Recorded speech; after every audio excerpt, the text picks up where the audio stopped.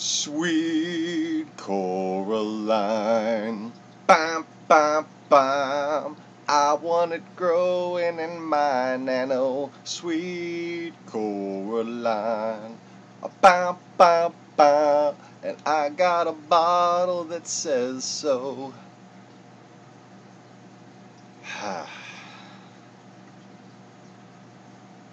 Hate to break it to you. First off, yeah, you do, for now. And second off,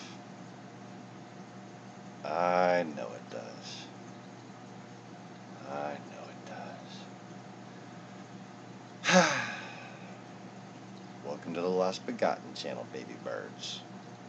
We're gonna learn you how to catch these worms you've been after.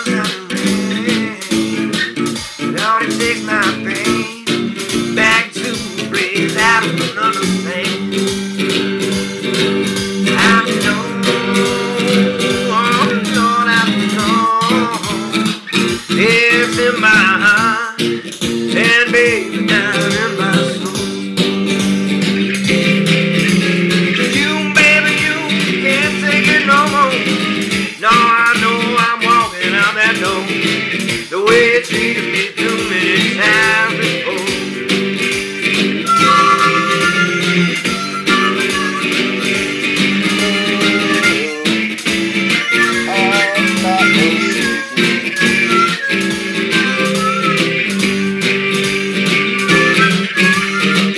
Don't you know you love them, baby, too? Oh, you know I want you there, I want to be right there with you. I know I gotta keep you by my side till the day I die. 'Cause baby, ecstasy is in my hand. Oh, when I'm holding yours in mine and walking in the sand. Oh, baby, you know it's fine. Oh, now you done and piss me off. You ain't done something you shouldn't have done. Baby, I'm mad. I'm going on. Oh, I'm going on.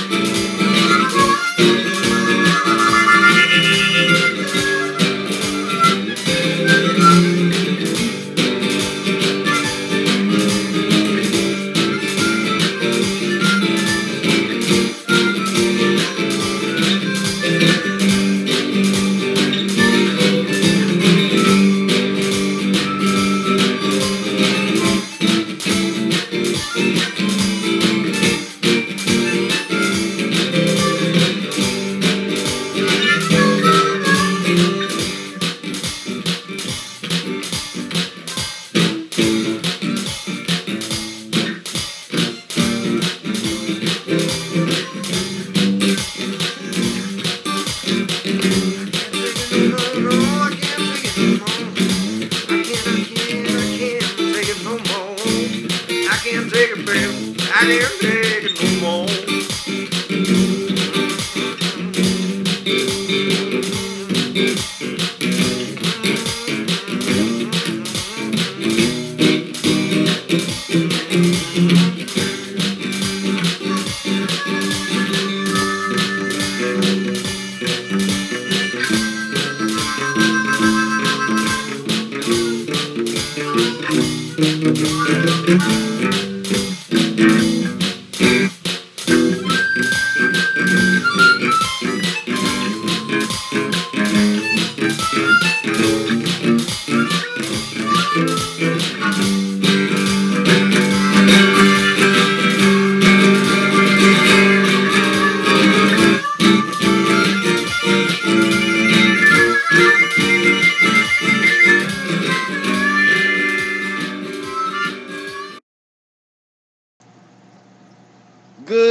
afternoon, evening, morning, whatever the hell it is, whatever the hell, wherever the hell you are. Welcome to the Lost Begotten channel. I am your host, Fake TV's the actual Lost Begotten. Congratulations, you found me. Now what are you gonna do about it? No, really, like what? I'll wait. I'm kidding.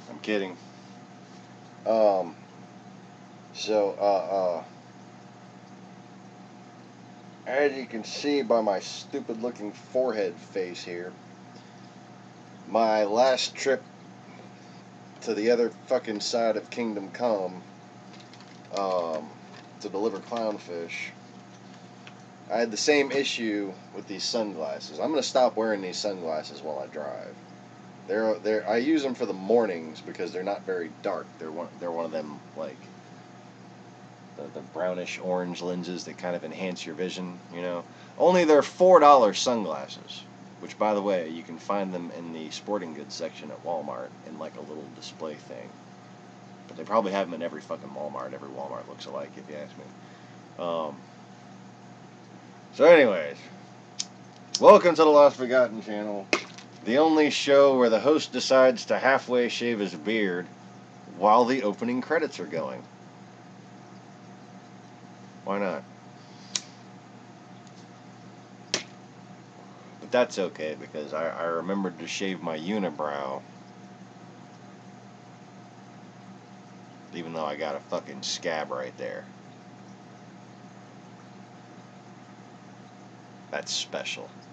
I know. I'm a special boy. What can I say? Okay. Anyway. So, if you don't mind, I'm going to self-medicate right quick.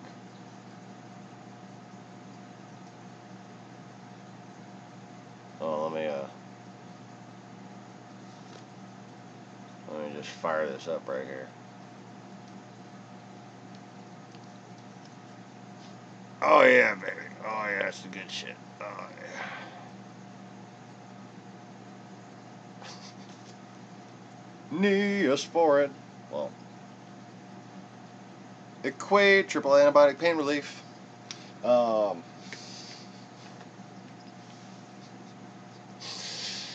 Anyway, so good morning, Maximo.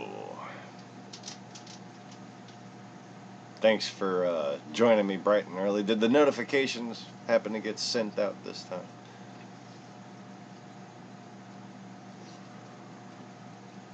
Today I want to reveal my secrets, as it were. Oh, yes. Actually, I'm going to reveal basically the number one methodology that is required, bare minimum, to keep corals successfully healthy. Not necessarily... Tagula came storming through here. I tried to spook her. Not necessarily growing huge colonies of coral. Okay.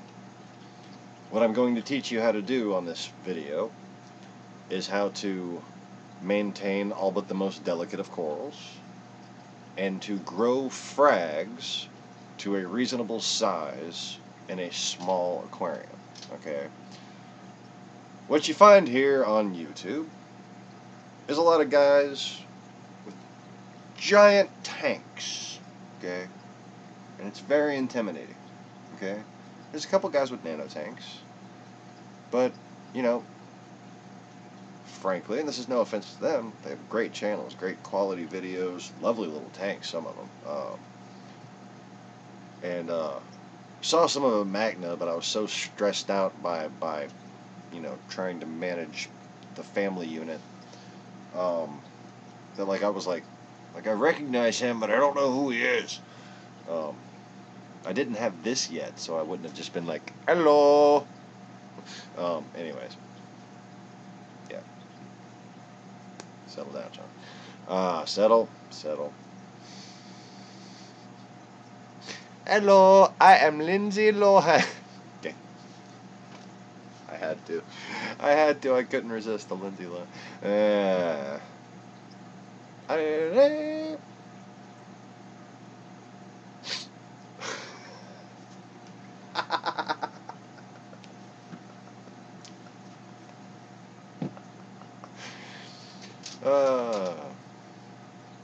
Yes. Oh my God! I just implied that Lindsay Lohan may have snorted cocaine. I know, it's a bold accusation to make. She saw this, she would probably piss herself. But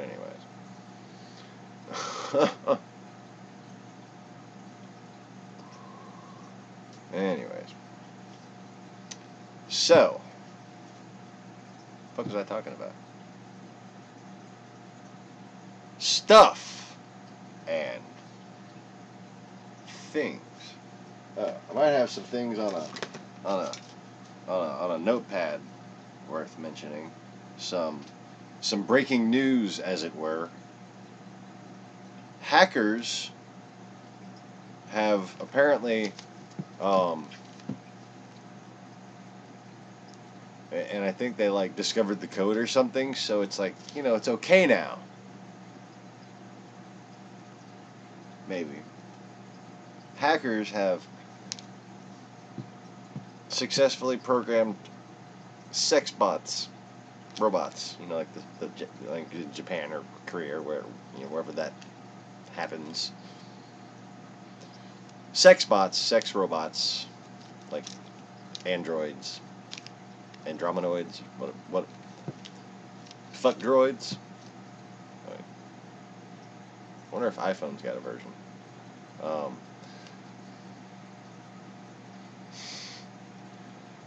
Have programmed. I mean, I just wrote 3 little quick notes. I know what this means. I'm just like, throw hacker, sex bot, killers. That's my 3 notes. Hacker, sex bot, killers. Hackers have programmed sex robots to kill. So, you might want to mark that off of your bucket list. Or, at the very least, move it down to the bottom. Anyway. Let's see. I had to add, my wife told me that one. That was a Facebook thing from this morning. Where the hell I had? Oh, did I skip a page? Oh look, it's a brand new notebook, kind of, that I got for free because it was mostly used and just ripped out the old shit. It looks like a new notebook because now that page is the front page, isn't it? Yeah. Got a whole 25 or 30 left. So, let's see. Max, remind me to talk about The Raven and Palace Athens. Okay.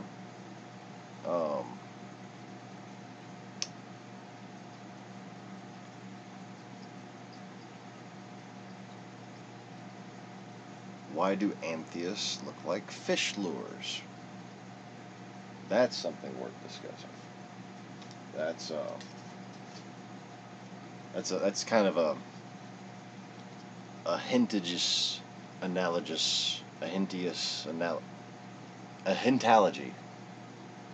An analogous hint? Yes, a hintology. Of a greater aspect of what's gone wrong in the oceans and the clear evidence of it. Basically, how things are designed to work and why stewardship is failing. So, anyways.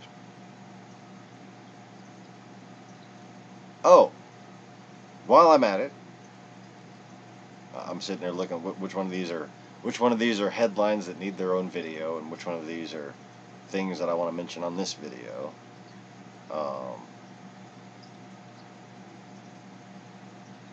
So, new Disney movie.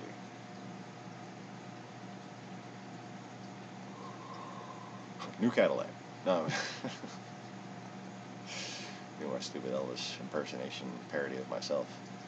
Okay, so, new Disney movie called Piece of the Reef.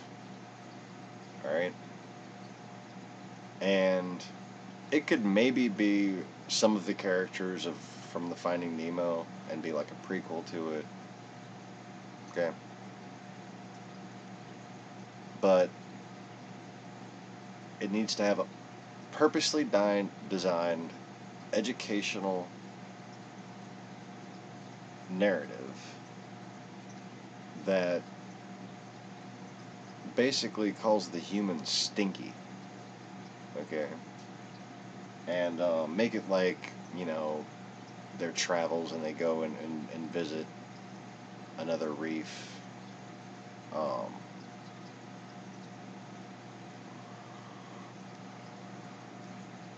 Say maybe in warmer waters or something like that. And in fact,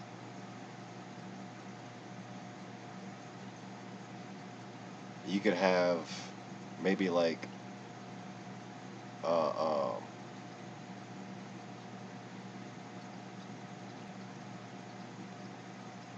maybe it's a later story, okay?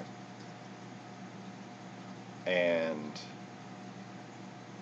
there's been these cold water currents that make everything go kind of hazy. And the fish like it, but they start seeing, Marlin and Nemo start seeing their anemone puff up, and they keep no, and doing like a real clownfish would, slapping it down with their tail and trying to get it to stay where it is, okay? And then the next morning when it warms up again, and they have trouble waking up, and Nemo has trouble waking up for school, have like a little play on teenage life with Nemo, okay? And maybe Nemo turns out Onyx because he grew up with the Ritterai, which, I don't know, just for the hell of it. Or I don't know, that might be too complicated to work in there. And it certainly would be even more complicated trying to get it factually correct. So anyways, one night, Marlin and Nemo, after days of observing the corals and everything just kind of looking bad, and Nemo saying, "This reminds me of when they stopped cleaning the fish tank in the dentist office, or when the filter broke on the fish tank in the dentist office."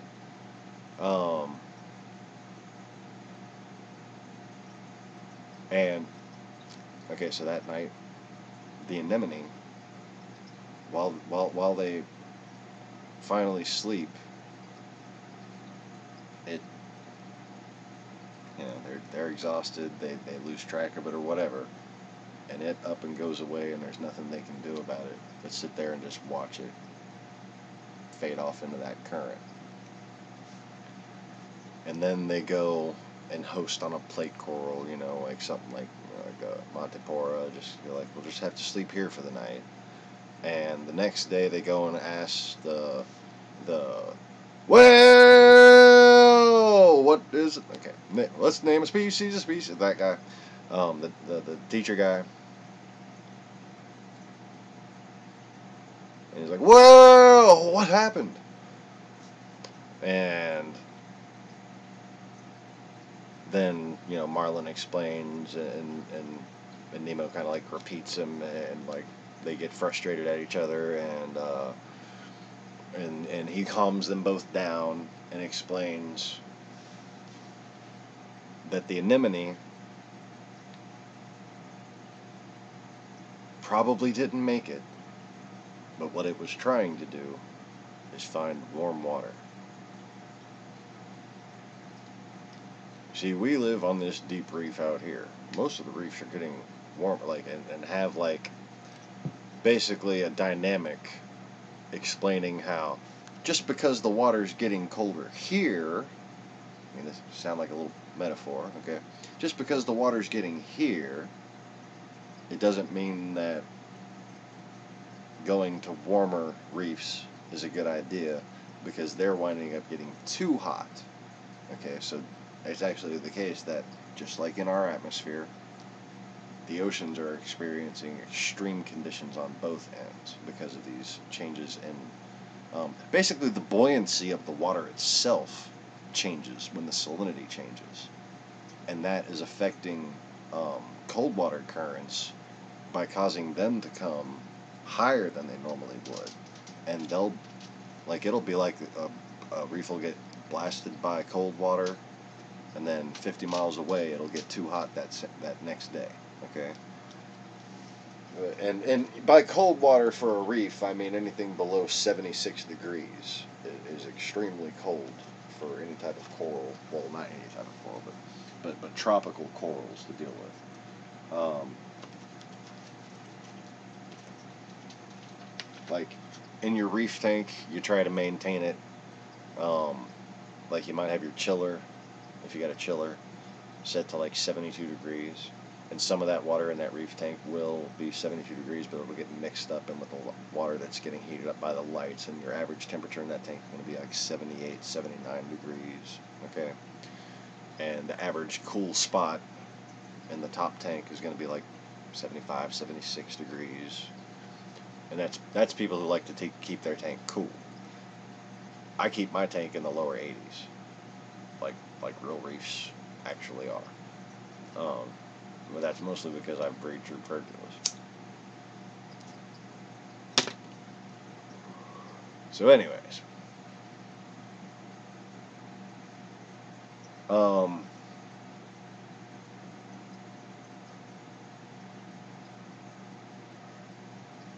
And I guess the end of the movie, it's a happy ending because Nemo turns black. They wind up meeting some true pergolas.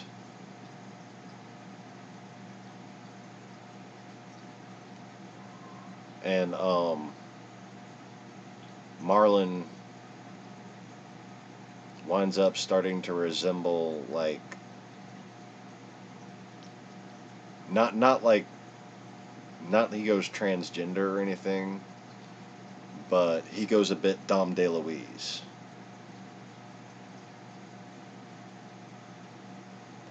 And like I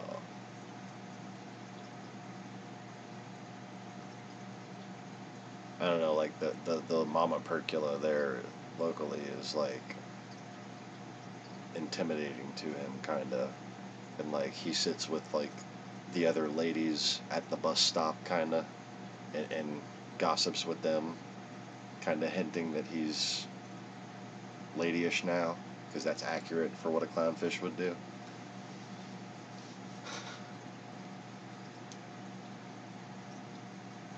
And Nemo, because they're in this warm water with these true pergolas now,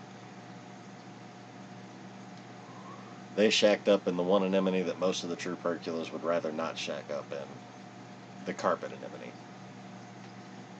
And Nemo, Marlin's turning gay, Nemo's turning black, and it's all okay. Like that kind of thing. Is that too fucking cheesy for words? But Disney could pull it off. Pixar. Fucking guys are talented.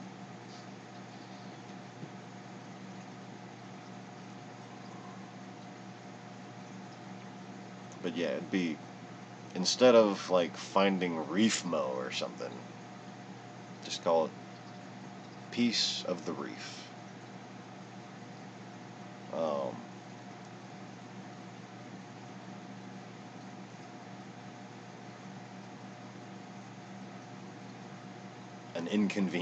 A piece of the reef, an inconvenient prequel or something, or an inconvenient sequel or something. I don't know.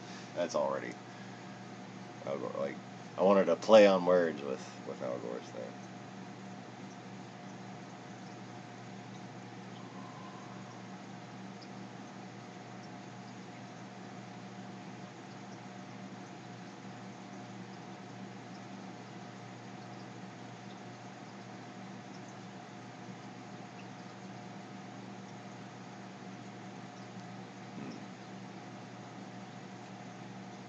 What's the name of the new Al Gore movie? What is it? An Inconvenient Truth is the first one.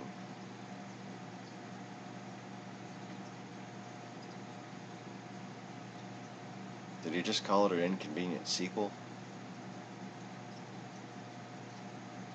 Because if not, then you should like play on it with the Finding Nemo movie. I think. Anyways.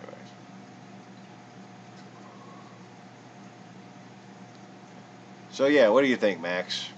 That'd be a good Pixar movie.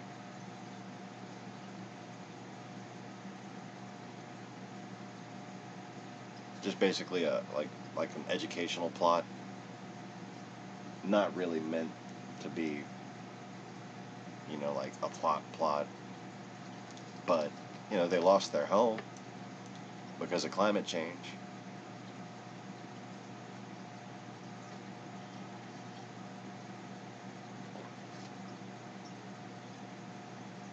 And basically, there'd be a lot of ways to use metaphor to teach children and adults in this storyline. Yeah.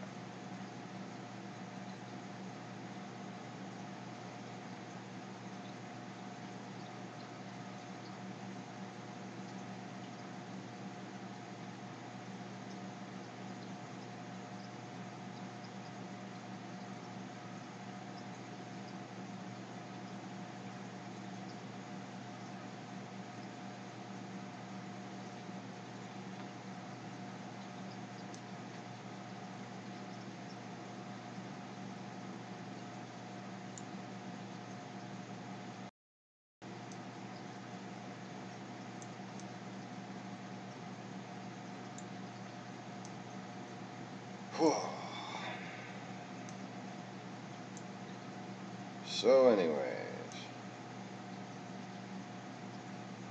make my head tiny. I go big so I can point at stuff. There's stuff. Use it. That's how you do stuff. Anyways, no, actually, I don't even need the fucking camera on, do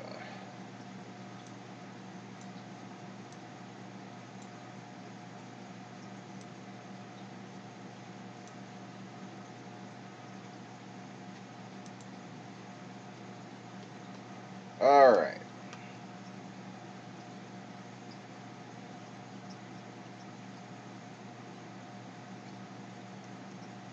Yeah, and really, okay, I might have told you this before. Finding Nemo came out right when I had finally reunited with my dad. Like that time when he screwed me out of my house, but it had been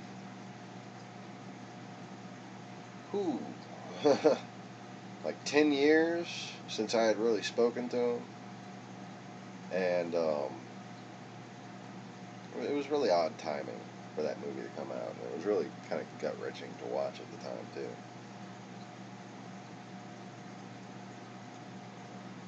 But anyways, so yeah, that would be a great vehicle, that series, the Finding Nemo movies. They're so popular and so relevant to the clearest, I mean, absolute, incontrovertible evidence of climate change. That is coral reef rapid necrosis. Not just bleaching, I mean rapid necrosis. Reefs just die.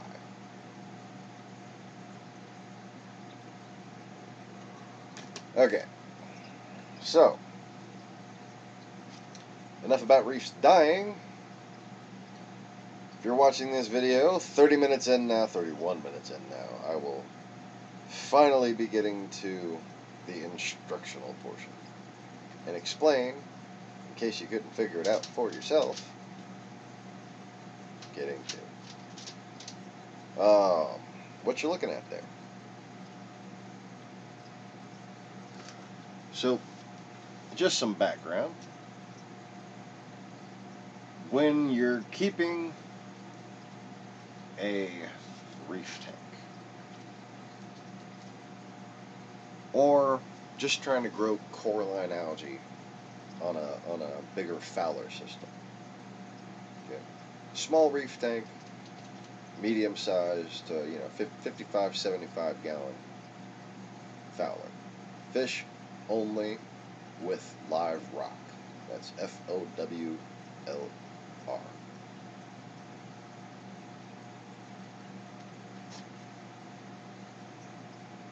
You need to keep track of, and this is where the easiness comes in, stay consistent with water chemistry. Namely, three aspects of water chemistry.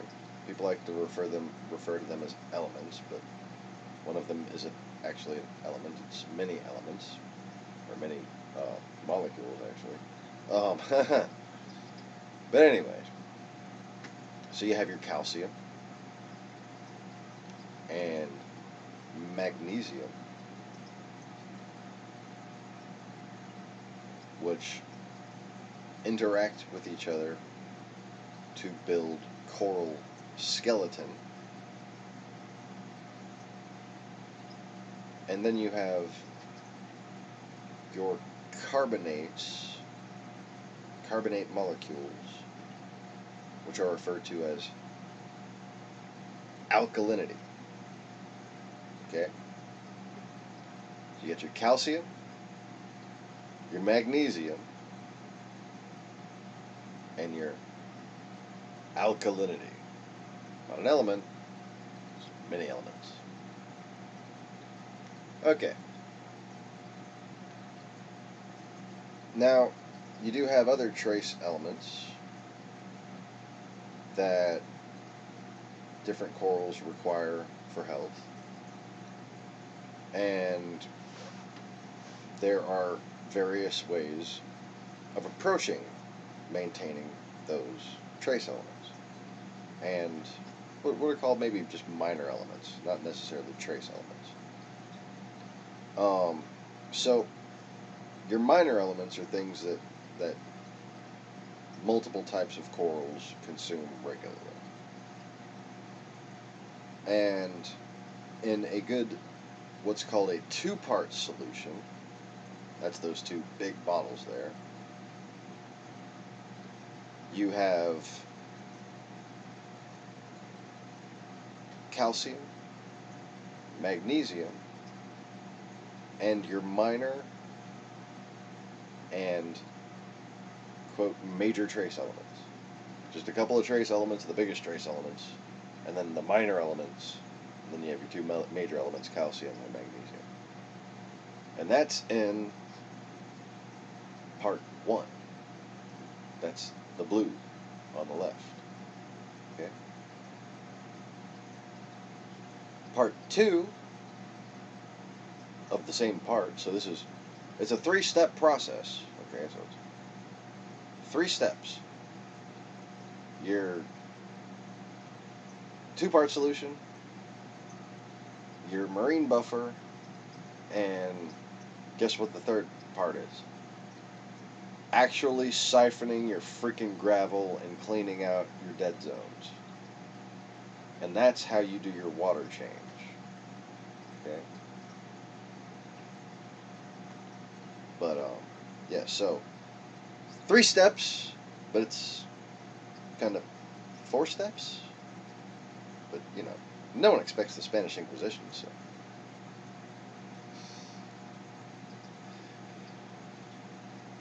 We are the Spanish Inquisition. We are here to make you do your water changes. You cannot simply siphon the water out and put more water back in. No! You must get the penis pump. I mean, the siphon hose. My wife floored me when I was setting up for this video this morning. I was just like turning around to look at that to set up the camera, and right as I turned around to look at that, she just kind of softly says, "Looks like a penis pump."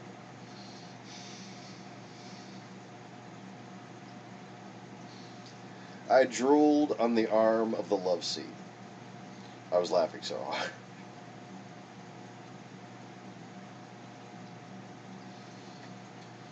Oh man. So anyways, this is going to be a comprehensive lecture, so forgive my digressions. I'm going to be weaving in and out a bit and covering many aspects of the simple 3-part, 4-part Spanish Inquisition mentality of what you're looking at there, and how to grow coral, how to grow a coralline algae even in a fowler system, or grow coral in a smaller, what they call a nano tank. I don't know, a small reef, mini reef. I don't know if a 29-gallon or a 20-gallon long is really like a nano tank, you know? And that's just because I've been keeping those size tanks longer than they called anything a fucking nano.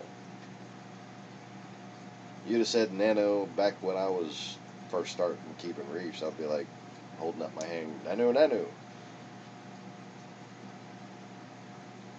More calling Orson. Come in, Orson.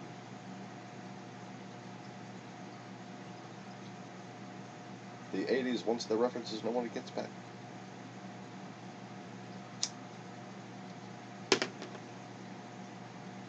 But anyways, so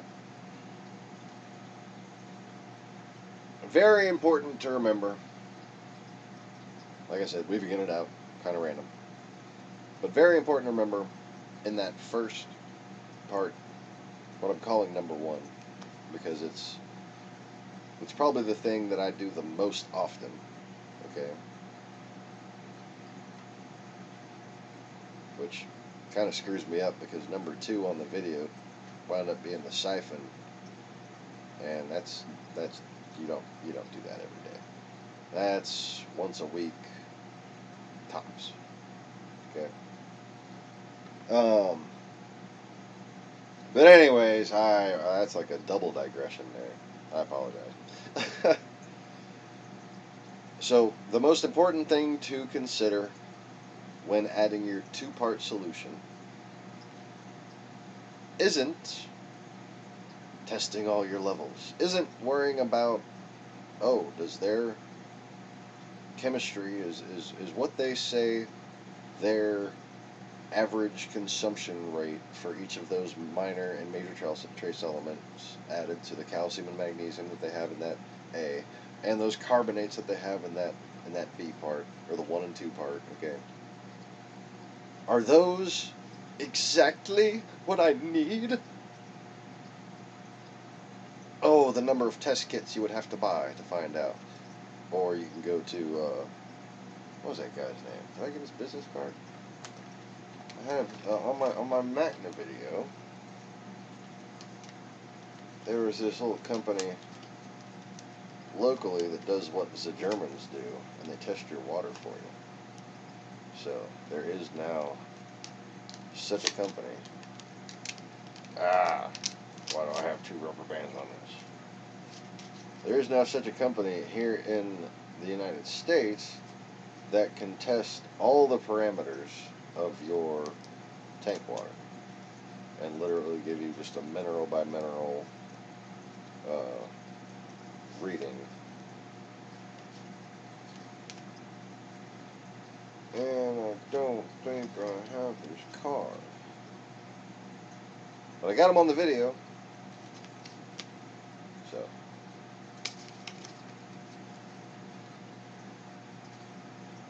I have the video kind of framed in on my Magna video, or my pre-edit Magna video. I gotta finish editing it because I screwed up. But I have the full footage. Very entertaining to watch, actually. On one of the live streams, kind of framed in. So, enough of the diabetic digression there.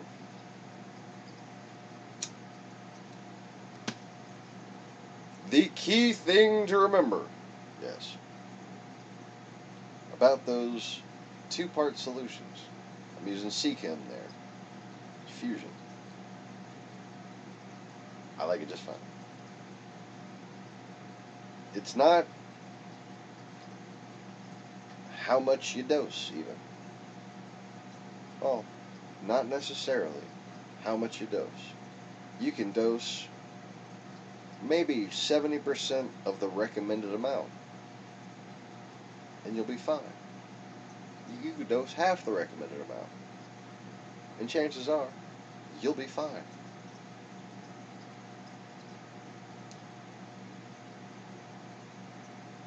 So you don't need to test. You don't need to make sure you have, as much as the bottle says. The most important thing is rather simple. Separate it.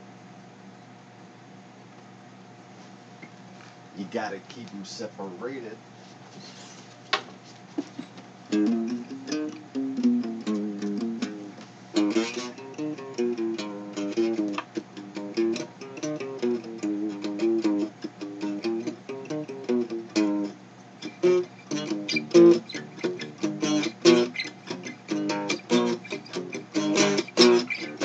Okay, I'm done. You gotta keep them separated, baby. I wasn't prepared for that joke. I had to get up and grab my guitar while it gently weeps. Well, anyways. Still? Okay, I'm done. That was my I think my first attempt at a joke for the day, maybe. I don't know. I might have inadvertently been funny earlier. Penis pump.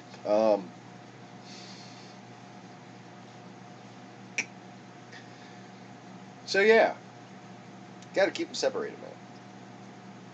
All right, and again, we're back at what is the proper way to set up a reef tank.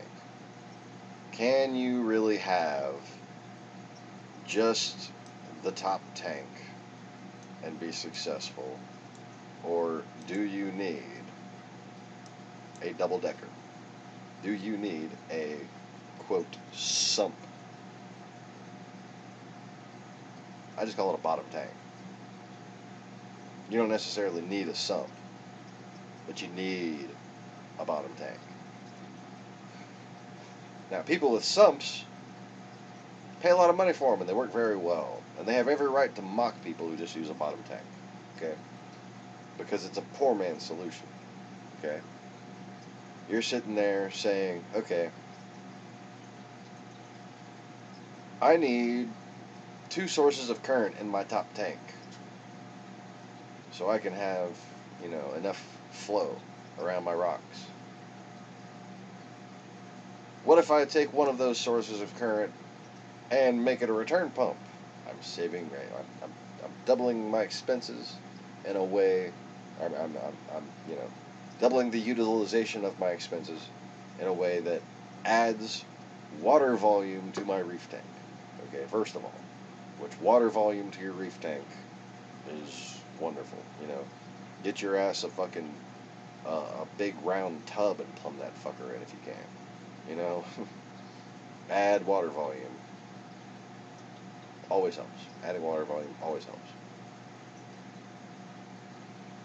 But then again, I've already explained how that bottom tank comes in handy for top-offs. And we're going to cover proper top-offs in a second.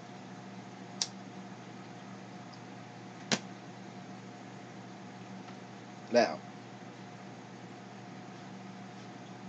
when you need to add fresh water to an aquarium, the fastest rate that you should add it is the rate at which rain falls in a volume of water the size of where that shit comes from. Okay? Not necessarily any wider than that. There's not much, you know, change as far as current goes. When it rains on a whole area, and that whole area, the salinity lowers. And it takes quite some time for it to get high again. Yeah.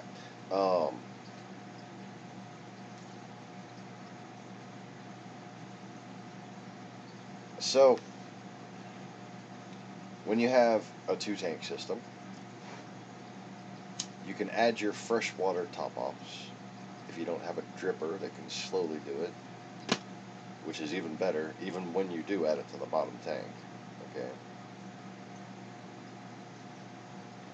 You add those freshwater top-offs as slow as you can still to that bottom tank. And that allows it to mix with the water in the bottom tank before it goes up to your top tank.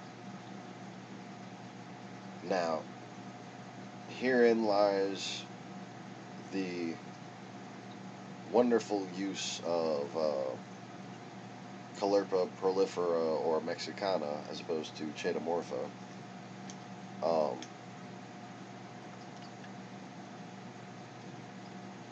Seagrass grows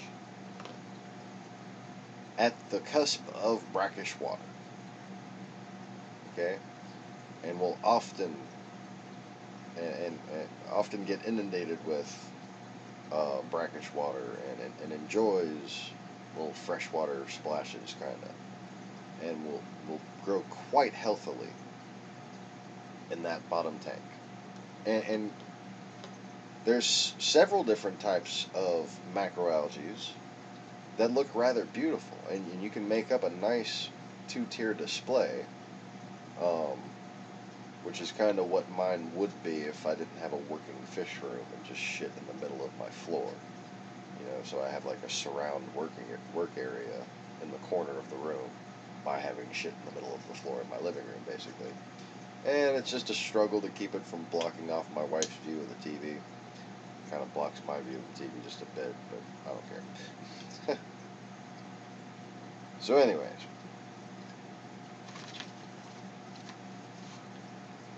in addition to being useful for this auto top-off, that second aquarium helps you keep them separated. Okay, I did it again. Oops, I did it again. Can we just be friends? I mean, what? Probably not even the lyrics. I don't know. I tried to make a joke, guessing at what the lyrics would be. Hit me, baby, one more time. That's lyrics. I'm hip. I can boogie.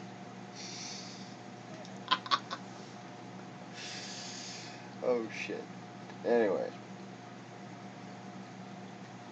in addition to the dishes and the judicial system and the top off of the pudding pops, technical term. Now, in addition to auto top off or manual top off being greatly facilitated by having this 2-tier tank setup, as opposed to this one on the left where you basically, you either pour the shit into that filter and kind of do horrible things within that filter that come all spewing out into your top tank, or you have just a nice little plate or something, like a flower pot. Flower pots work great. Sitting in that bottom sump, and you pour your water right there, or very slowly and around in many places, so it doesn't kick up the sand and shit. Okay.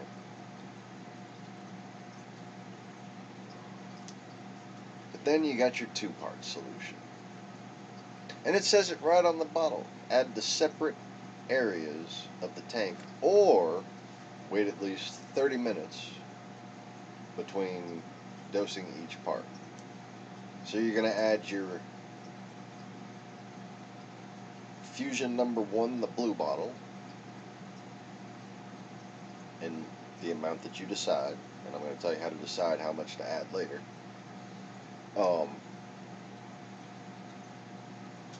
And then you got to wait a while. Set a timer. Try not to get distracted.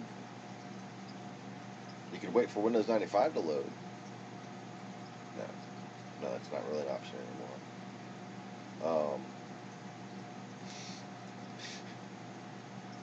Well, not for you, more than likely. No, I don't think I still have anything with Windows 95 on it. Before Katrina, I had shit with 3.1.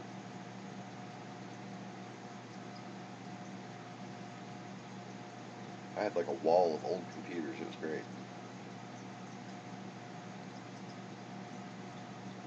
Every type of RAM ever fucking made. ISA cards as long as my forearm, okay? Oh look, it's a 960 kilobyte per second modem. Or no, byte. 960 byte. 960 bytes per second. It's almost a kilobyte per second. Excuse me. Anyways. Sorry, didn't mean to go into an IT guy digression. Yeah, it was definitely a PC graveyard. I cleaned out a real estate office and the grocery store had like all of its old registers and office computers just on this one wall.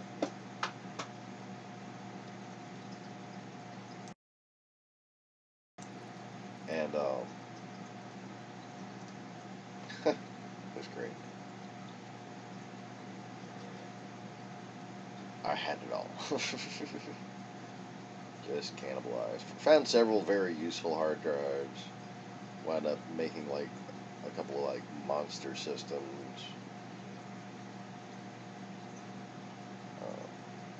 Use one for backup. Use one for proxy. Had fucking Longhorn running on a 486.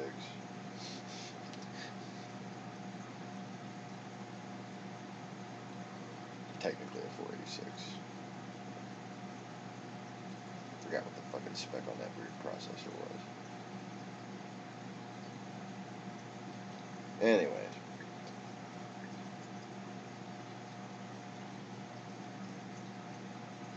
Some off-brand shit.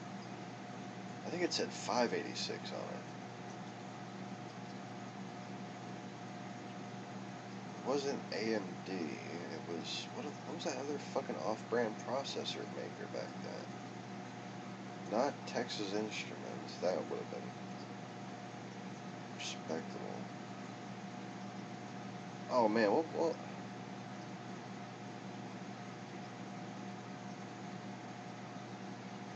Shit.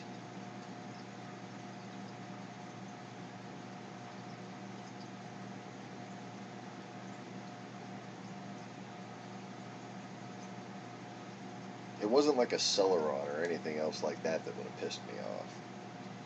It was like a genuinely generic fucking processor. Like this company that didn't last very long. Anyways, back to reef tank stuff. I'm sorry.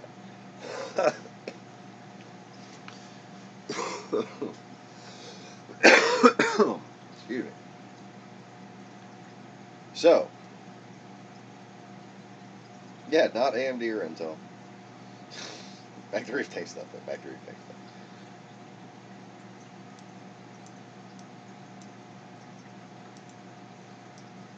All right, what? What's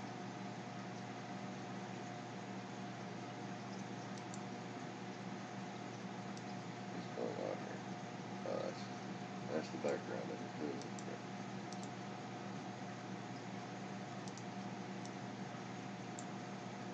So you have your dilemma easily solved there with your two-part solution.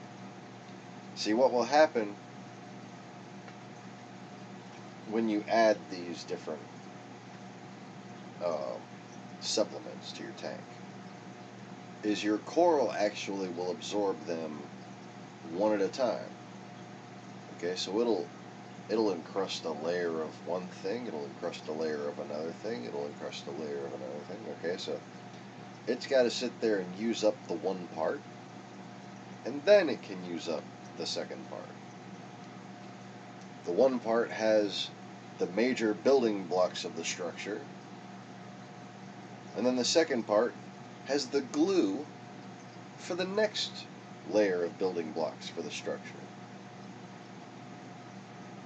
But what'll happen if you add these two solutions in the tank by themselves is that glue and those building blocks are going to stick together in the water, and it's going to snow in your tank. Literally, it's going to fucking snow in your tank. Condensation in solid form, in song form. No, in solid form. If it happens in song form, let me know in the comments, because I want to see that shit.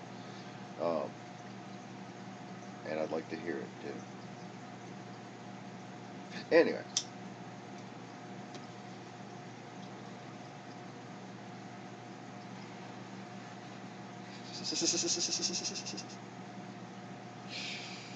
Yeah, I know, it's killing me. Like, it was this fucking... It wasn't diamond. It's like... Maybe somebody made their own processor. Ha. Oh god, it's really killing me.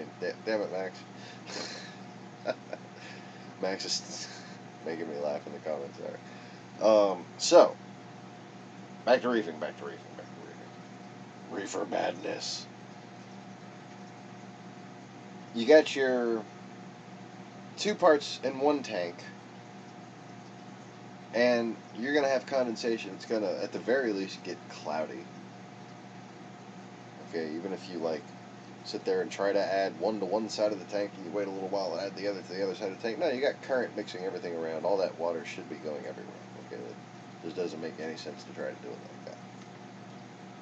If you want coral, if you want long-term success with coral, you need to have top tank and bottom tank.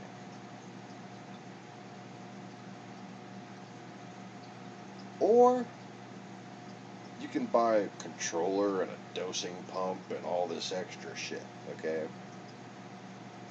That is not this channel. Sorry. If anybody wants to give me one, I'd love to figure out all the ways it works, and that'd be great. I am a very experienced, slightly intelligent IT guy, when I'm not stuttering. So I could probably improve upon whatever the hell anything is. That's generally the case with me. But, you know, I can't afford that shit, so I've never gotten to use it, is kind of what's going on here. And if you can't afford that jazz, or if you just like a greater understanding of what's going on, this channel is for you. Or maybe you can't afford it yet.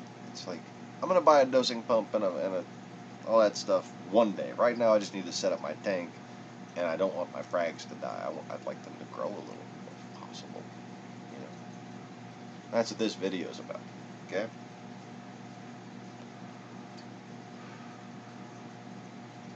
And I don't want my fish poo to lower my pH. I want my pH dropping all the damn time. Every time I top my tank off, the pH plummets. Yes, that's chemistry. Has to happen. We're going to get to that in just a second. Still covering step 1 of the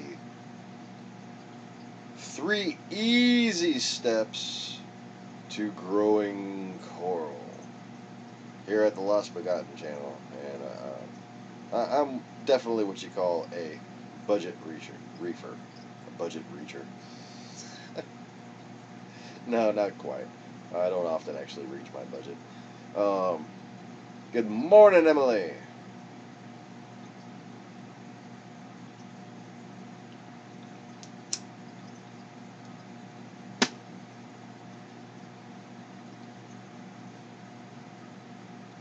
So Emily's here, and now it goes down to 2 people watching.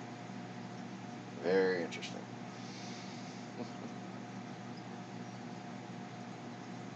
So, now that I've done over-predicating the obvious, over-prefacing the obvious? Yes, over-prefacing the obvious.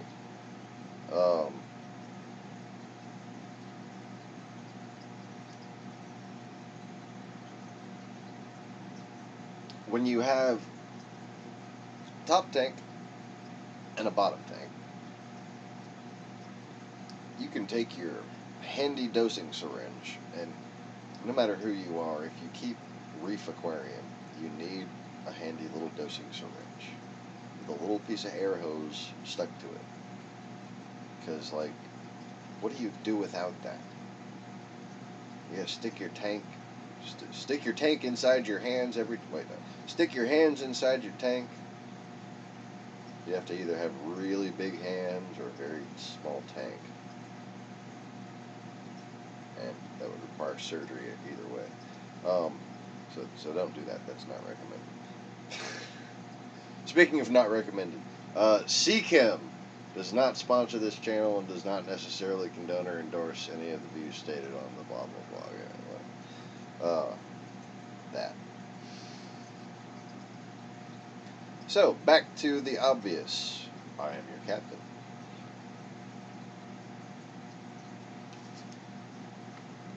I add my carbonate, my part 2, to the bottom. Because generally speaking, salts aren't something that anemones like to encounter very directly, like in any concentration. They like salt water, obviously, but non-dissolved salts, even in just like powdery, cloudy kind of, I don't know, it just makes me nervous the way it gets cloudy. So I add it to the bottom tank. Alright, it's been working so far. Then I add the first part, I add the first part first, to the top tank.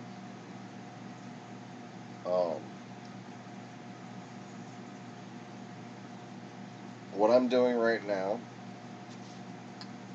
and definitely CChem does not endorse this. This is my own methodology. Is 1 milliliter per 10 gallons. I'm dosing 7 milliliters, and kind of a 70 to 80 gallon system. Okay. My water level isn't always consistent because I do a lot of cleanouts between water changes, and I breed fish, so I fill up incubators and shit, you know.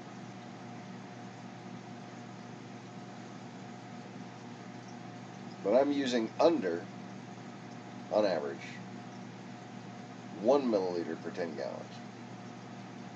The recommended dosage is, I believe, 5 per 20, something like that. I'm not sure. It's way over there, and I'm on the couch. I'm not getting that. The recommended dosage varies depending on which 2-part you buy, and there are other good 2-parts. I use Seachem because I like to use all of one product, and Seachem has good prices on all of the products that I want.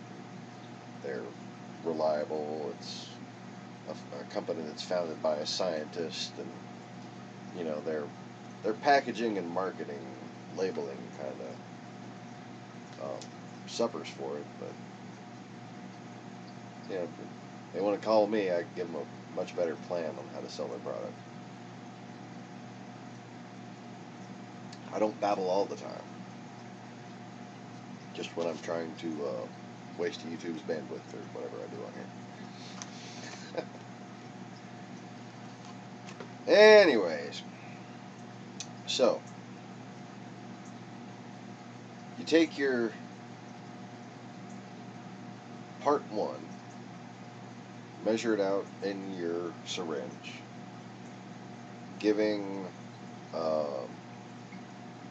margin for the length of your hose, which there are, you know, multiple creative ways of just like siphon the hose full and then suck air through the hose and measure how much that takes up, kind of make it even at the bottom, and you can measure how much volume is actually inside the hose when you do this.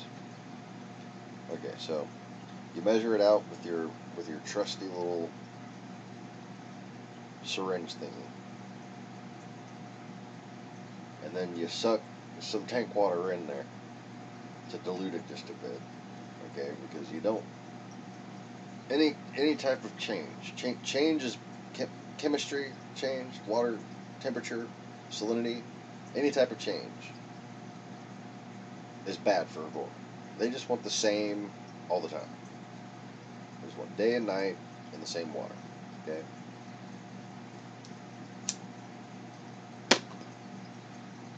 The only thing that should be affecting any type of change is the cycle of the sun, right? And the moon. But anyways, that's, you know, nice night lighting. And infrared. Infrared is definitely something that corals enjoy. But that's not really on topic. So, what I do with my syringe is I will, and I can kind of get right behind the display there and show you. Get my measured out amount, okay, and then suck the rest in with tank water, and then swish around a little bit, suck in some more tank water, swish around a little bit more, about halfway, suck in some more tank water, swish around a little bit more, about halfway, suck in some more tank water, and then all out, rinse 1 time, rinse 2 times, and empty it.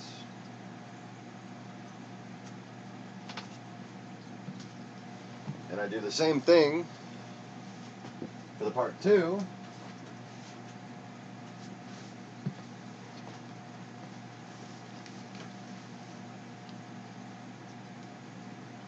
Only that goes right down the drain. I don't bend over and slowly drip this shit into my bottom tank. I use an overflow box. Just put it in the plumbing. And that way, actually, while it's in the plumbing, it already has some time to mix before it goes into that bottom tank. So I shock as little things as little as possible, you know?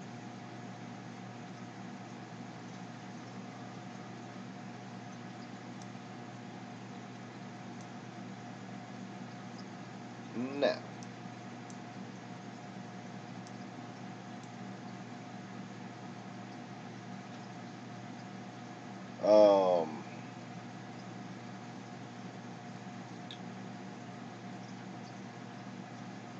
yeah, I remember it actually said 586 on it.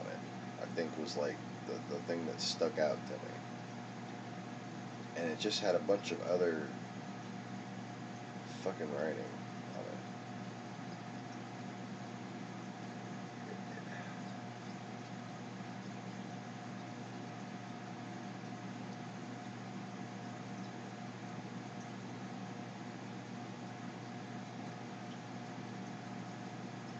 I think it was a company that made RAM chips that weren't any good yet. Might have been Samsung before they got their shit together on RAM chips. Anyway.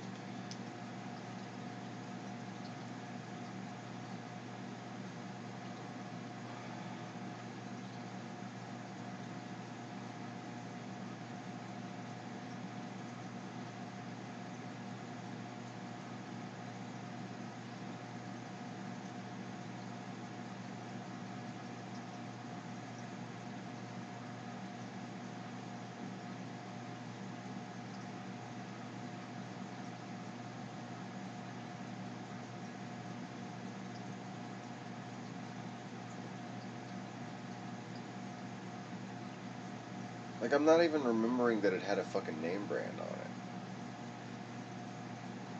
It's so weird.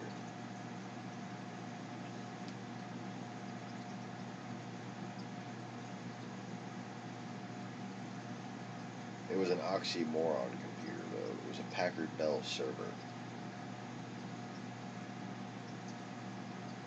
What the fuck is that? Packard Bell server? Okay. Anyway.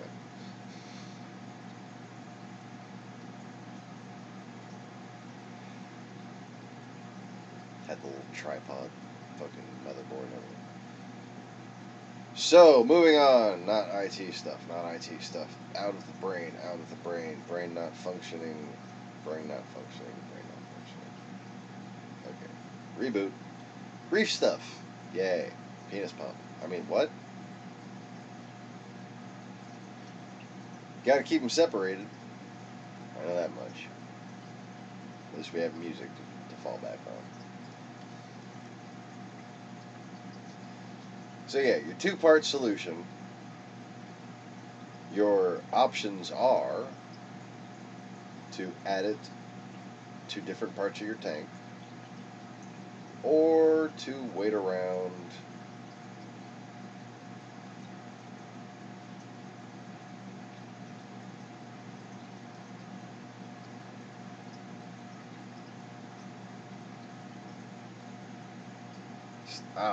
stop, Max, stop.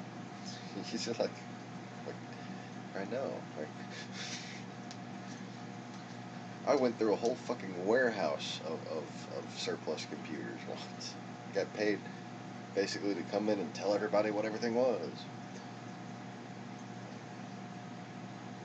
Because I was a late 80s computer shopper catalog junkie. Anyway, that used to be my shit, man, that big ass magazine computer shopper.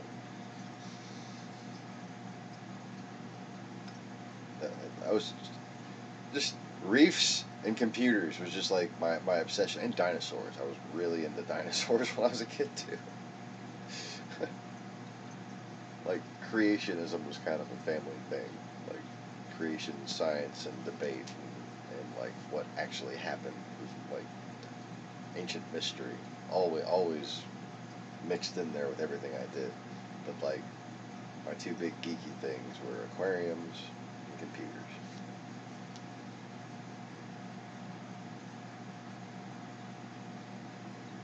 Anyway, so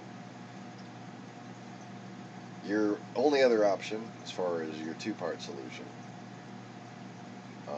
you know, besides trying not to lose track of when you added the first part and the second part on your own, they have dosing pumps and controllers.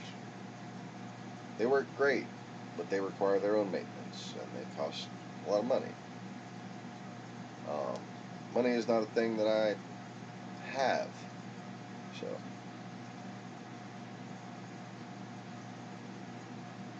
that advantage that you get with the return pump, the cost savings of not buying that extra pump for the flow in the top tank, the extra water volume, the relative low cost of multiple small tanks as opposed to one large tank. I mean, especially when it comes to like the dollar per gallon sale. My God, you can make out like a bandit, stack two 20 gallons on top of each other, and have a very nice double display. You can put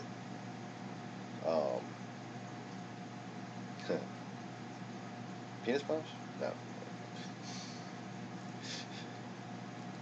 My wife said it looked like a penis pump, and now I'm scarred for life. I can't look at that damn thing the same ever again.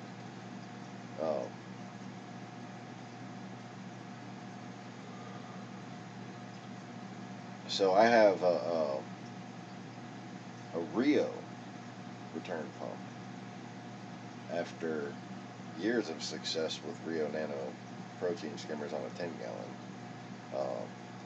not that it skims that well, but that fucking pump never went out on me. So I was sitting there about to spend twice as much on an Eheim pump that didn't have as much flow. And I went with the Rio pump and said, $40, I can always just buy the Eheim later if this thing craps out on me. So yeah, that provides extra current to both of my top tanks. I have a 29-gallon and a 20-gallon that this thing provides current to, and technically it provides the water to the tub too, because that overflows in there before it overflows into my bottom 20-gallon.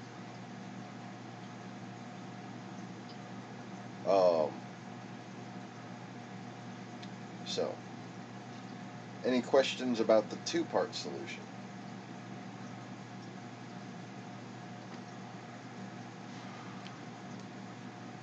As far as dosing pumps goes, basically you have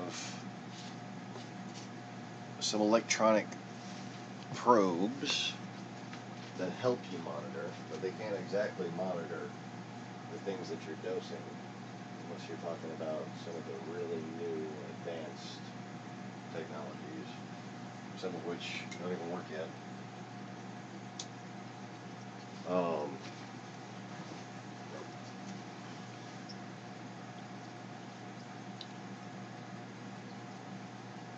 But basically, to set up a dosing pump, you check your levels based on your set amount of water changes, like your regular schedule of water changes. You can't just be fucking lackadaisical and just be like, I'm going to change it in 2 weeks this time, and then change it in a month and a half one time, and then change it 3 weeks later, and then change it 2 months later, and then change it a month later. You can't do that with a reef tank and expect for anything to really thrive. You're going to deal with constant changes that look ugly. Namely corals dying.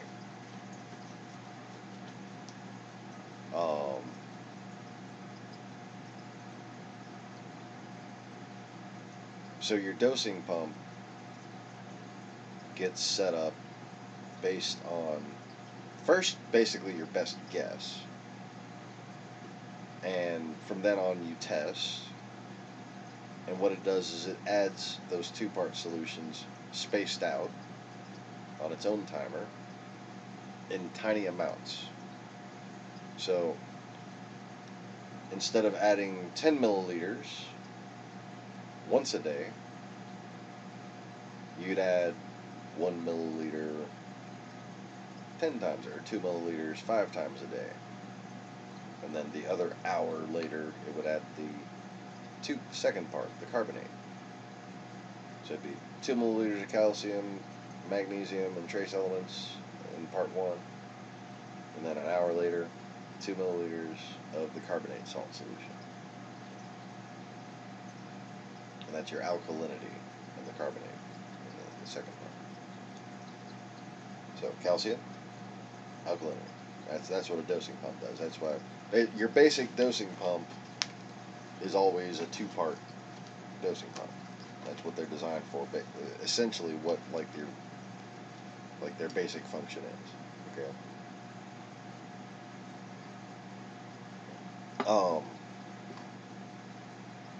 And that's just a method of adding this stuff. It's not really necessary, but for rock solid stability when you're growing acropora, it's highly recommended. There's a lot of types of SPS that don't require it.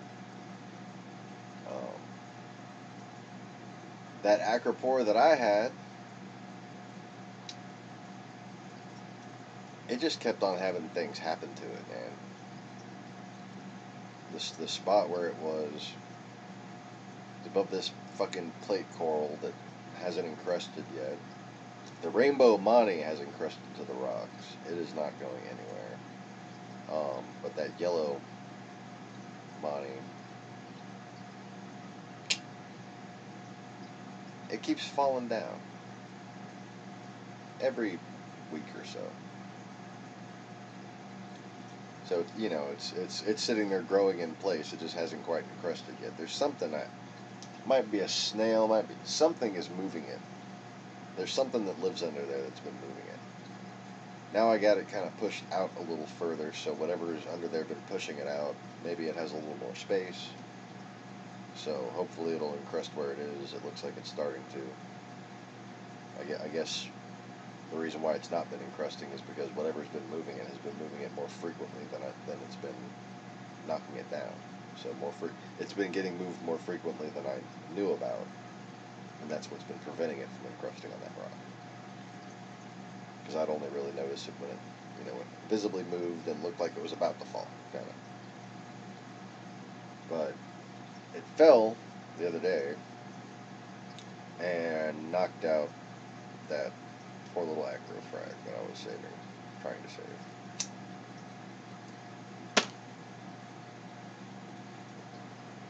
So my tank was skittish at best for a delicate acropora. Which that was one of them glowing green ones with the fucking bacteria that's sensitive to light unless your nitrates are 0. I don't have 0 nitrates. No. No, sorry. Not gonna happen. I'm okay with that. It's like I mock the idea of having 0 nitrates. If I had the money, oh yeah, I'd have 0 nitrates. I don't have the money. I have to space out my water changes. I have to space out everything on a budget. So the key to growing coral on a budget is exactly that. Instead of what you do when you have a dosing pump and the money for exactly what what people tell you that you need, all right, you figure out this big bottle costs this much. I can maybe buy that twice a year. And do the math. Do the total volume of the bottle divided by 365. Divide that by 2 if you want to dose it every other day. That's pretty much how I do it, is every other day. Depends on when I do my water changes.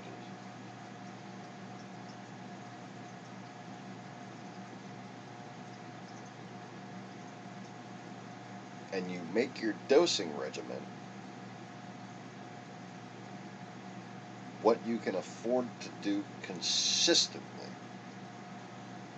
That's the key. Aside from the actual method, I mean that's important to follow instructions and not have it snow in your tank and all. But for it to actually do any good, for you to be using that 2-part solution to begin with, you need to be consistent with it. Okay? And that's not, I'm going to add it every other day and then one day I'll add it 2 days in a row. That doesn't matter. That's going to average out over time. Okay? You can skip a day and then not skip a day. It's fine.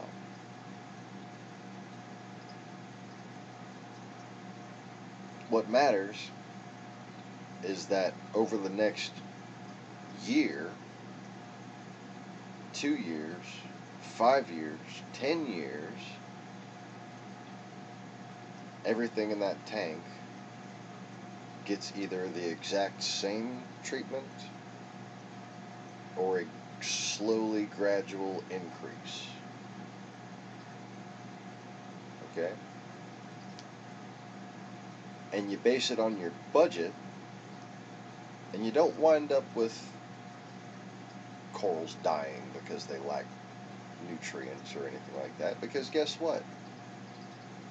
You don't have the budget for big corals to begin with. All you got's a bunch of tiny little frags, don't you? And no, your Kenya tree doesn't count. Your anemone, that didn't count either. That's strontium morbidium.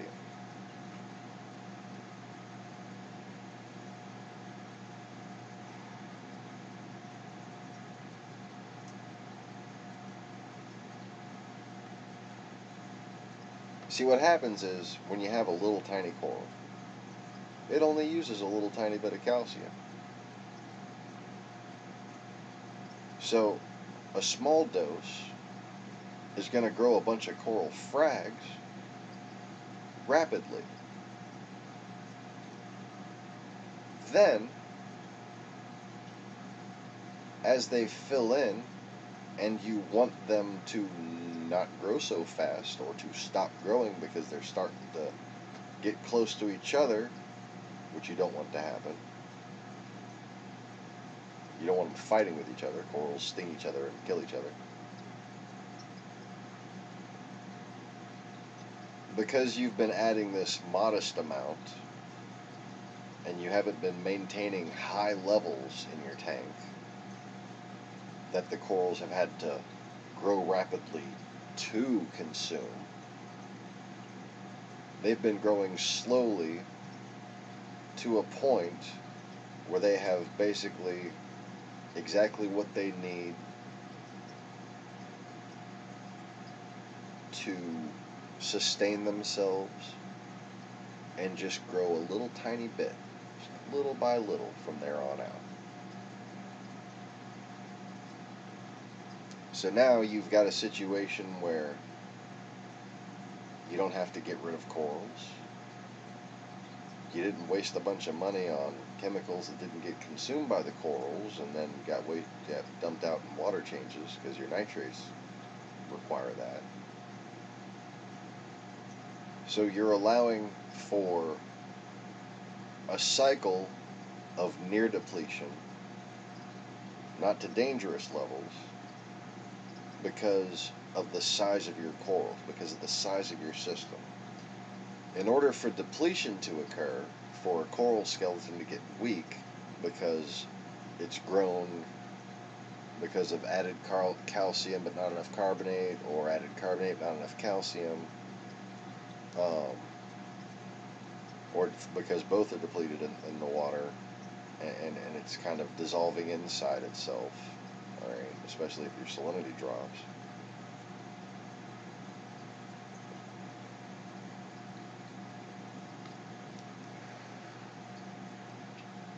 To prevent all that,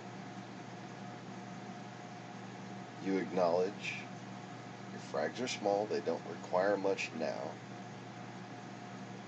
and you give them just what they need to grow a little bit. And that way they don't overgrow.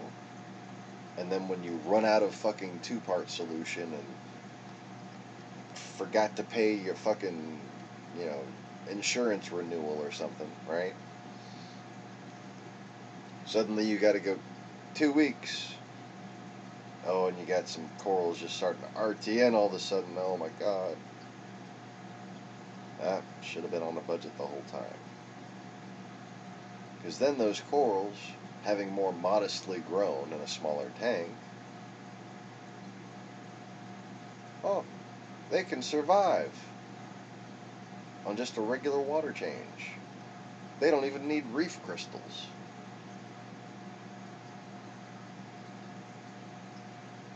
You don't need that extreme coral growth that people use to make your frags in your little tank with the frags. Okay? And you can let it stabilize over about a month after adding that fusion in those small amounts. And you'll be right at the point where you're thinking, do I need to add more?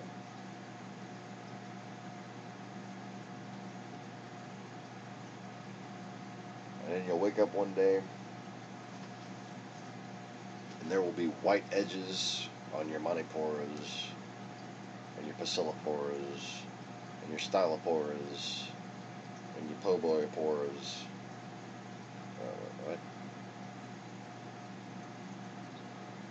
White edges of growth, calcium incrustation, and then from then on, every single day,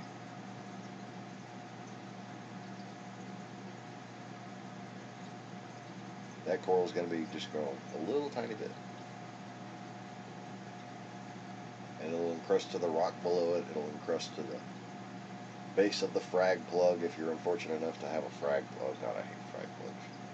I really do. I know they're useful. I'm thankful that the industry has them. I'm thankful for the people that can tolerate the way that they look. Bless you. I cannot. I cannot stand fucking frag plugs. Namely, I guess because I had a reef tank for so long before frag plugs were invented or commonly used, I guess. But I just never got to the look of them. Got used to the look of them. Anyway. So,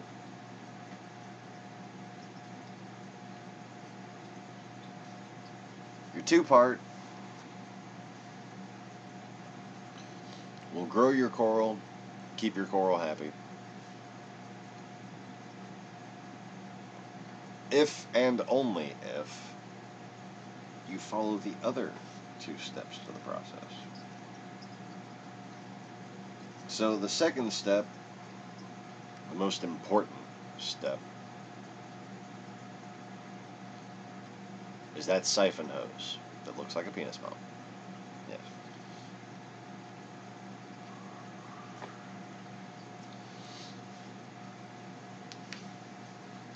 See, to maintain a reef tank with minimal water changes, you need aragonite of some sort.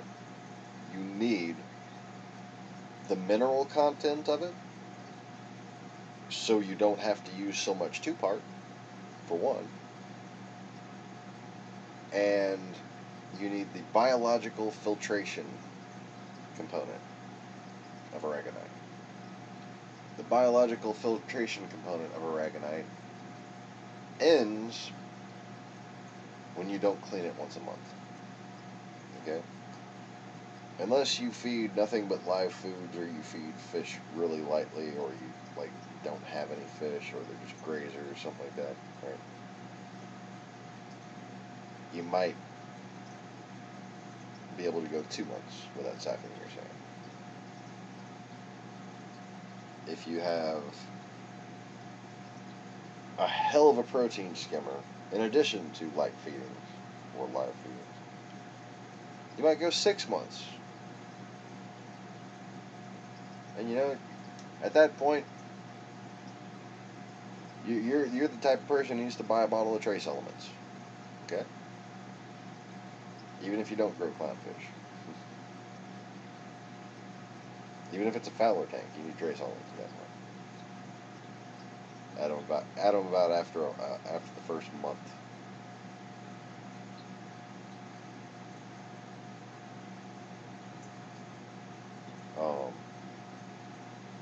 the instructions. Seriously.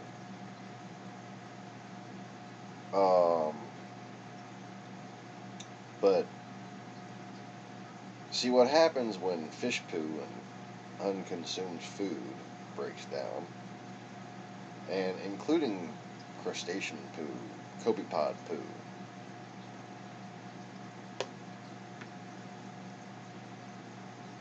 Aragonite.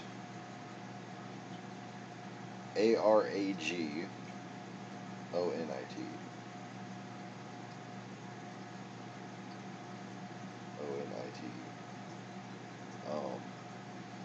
I don't have an empty bag of it. But it's basically crushed coral coarse sand. Alright?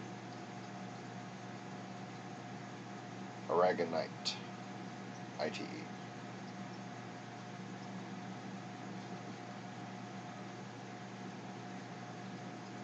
Crushed coral, gravel. Alright? Close to sand, and can be mixed with finer sand. And basically, it's just coarse enough to where it sinks relatively easy when you try to siphon it. Now, I wind up taking some of the finer sand out while I siphon. That's fine, okay? As long as some stays. But the thing is, the detritus, all the decomposing organic matter, settles into the sand and becomes that brown, cloudy dust that you see when you stir up your sand. Okay? That completely prevents water flow through your sand. So then you have minimal aerobic filtration and absolutely no anaerobic filtration. So what I'm talking about here is the biological filtration that happens, and it's the reason why you need sand and live rock to begin with. So there's basically, if you don't clean your sand, take it the fuck out of your tank.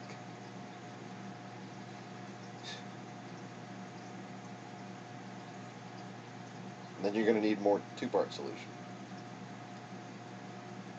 Because basically, aragonite is composed of everything that the corals need.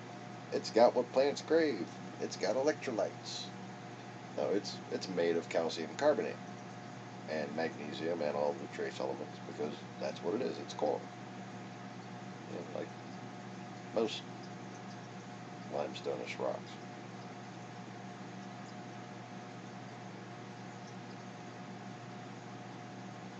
Now,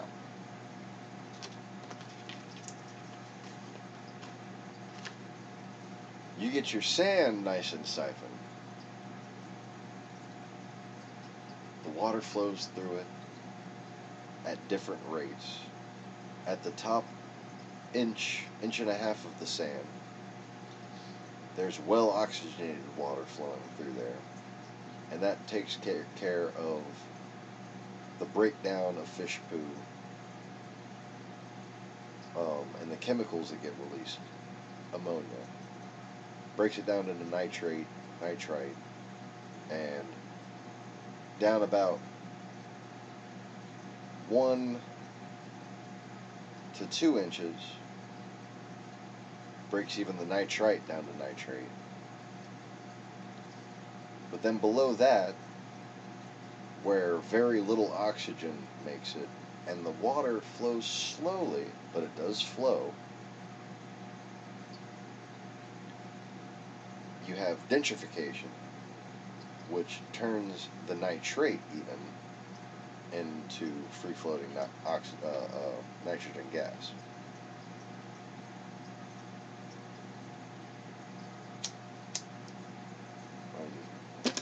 That's not my lighter.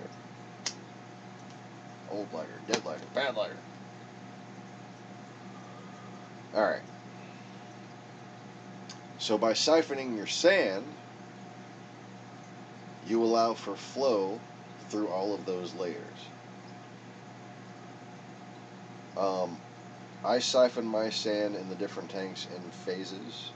I'll do a siphoning once a week, and I'll siphon as much as I can until I run out of water and need to refill, basically.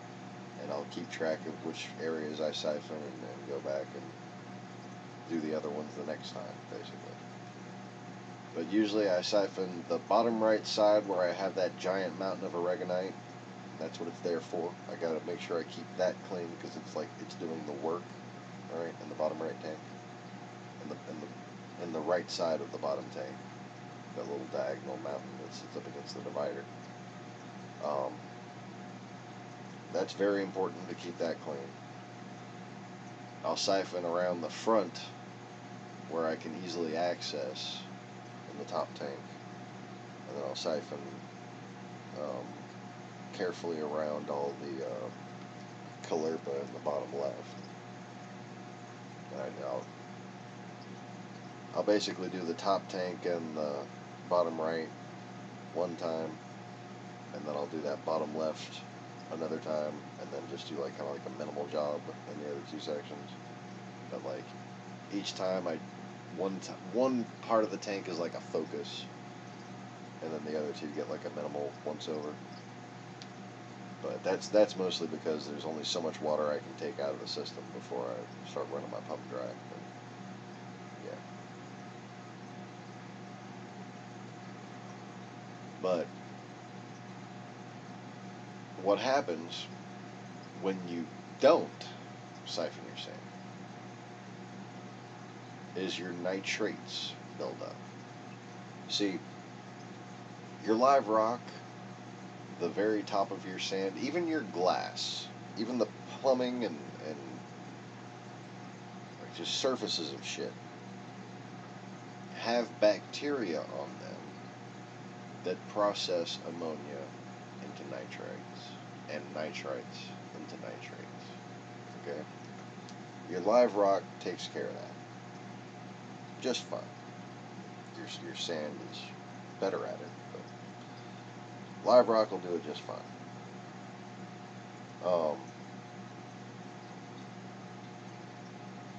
But if the sand is clogged, that last thing, the conversion of nitrate into free-floating nitrogen, which basically means getting it the hell out of the tank, because it will just basically turn into gas and eventually make its way out of the top of your tank.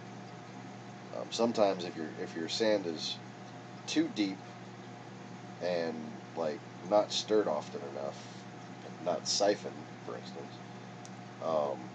it can have a layer of detritus funk holding in a gas pocket of nitrogen, and then that big old gas pocket can go off and possibly even kill a fish. But again, siphon your sand. You don't have that problem. Siphon it deep. Siphon all the way down. All the way down. Kill all those funky fucking tube worms that you think are helping you keep your sand bed clean. Kill them all. Just knock them over and break them up while you're siphoning. And then next time you siphon up their decomposing bodies. They're not helping. They're just irritating your corals. And your sea anemones especially. And your mandarin. Because they're keeping his food from being able to crawl around freely. Yeah, those suckers will fucking kill a copepod if they can get them. Anyway.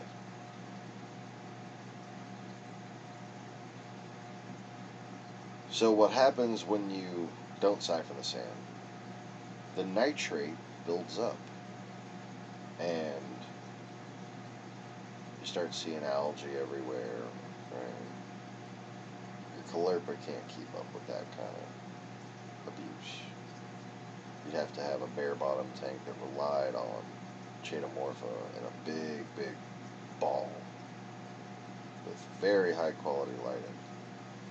in order for plants to be able to compensate for a lack of sand. But no amount of plant matter will ever compensate for dirty sand. Because instead of doing its job removing the nitrates, that cesspool down there is creating more nitrates. It's just this mountain of hidden poo. And it's just rotting down there constantly, forever. You just let it rot down there. Why? Why are you just letting it rot down there? Siphon your fucking sand. Oh. I don't need to siphon. Oh, people say they don't need to siphon their reef. You better not have any fish. You know? Because if you got a fish pooing in there, what are you doing about it? It's fish poo.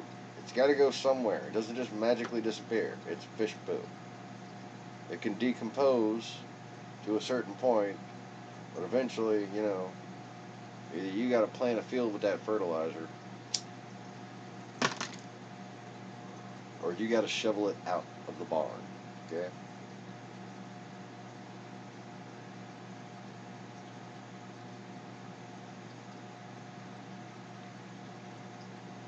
Yeah, so as I was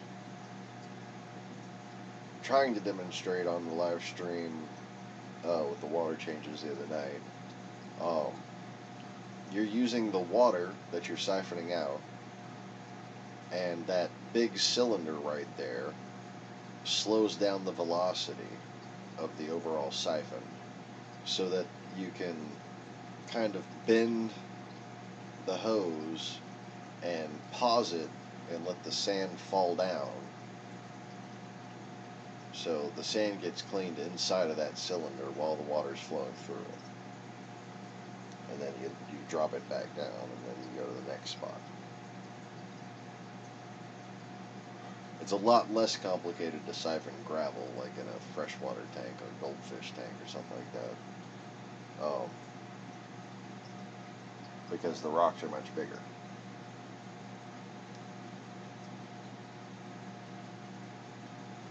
When you're dealing with crushed coral sand, you have to be careful that you don't wind up letting the sand get all the way to the top of that cylinder. And you got to kind of monitor your velocity to keep it from happening, and keep the velocity up enough to where it's actually still siphoning and getting it clean. But yeah, okay, so getting back to the nitrate buildup. So instead of having a layer of perfect natural filtration, clean aragonite sand, reef sand, Carib Sea, Ocean Direct, mixed 50-50 with aragonite is what I ideally use. Unless, like in the top reef tank, Carib Sea, Ocean Direct, mixed 50-50 with aragonite for additional ease of clean compared to just Carib Sea or Ocean Direct by itself. But in the bottom, on the right side there, it's pure aragonite, because that's working sand. That's not playing sand.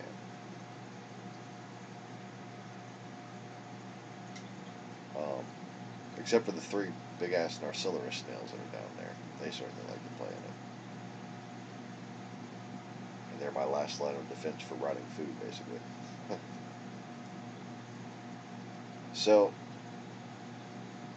instead of having all that area as bacteriological work area for cleaning your water, that area is now a cross between a septic tank and a swimming pool. And you're making your fish and corals use it as carpet in their house. That's how bad it is to not siphon your sand. So in addition to processing the fertilizer funk from everybody's smellable air from their breathable water,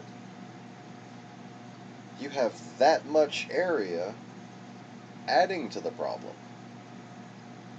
So where there should be subtraction of nitrates, you're adding that amount of nitrates.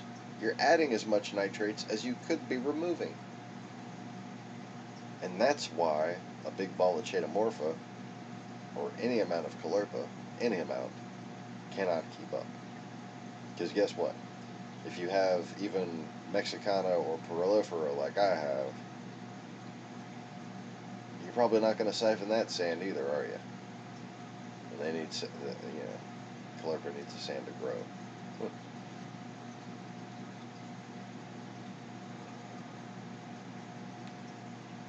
Yeah, okay, so if you can find that stream where I did it, that's worth watching, or at least skipping through. I think that was one day where you missed it.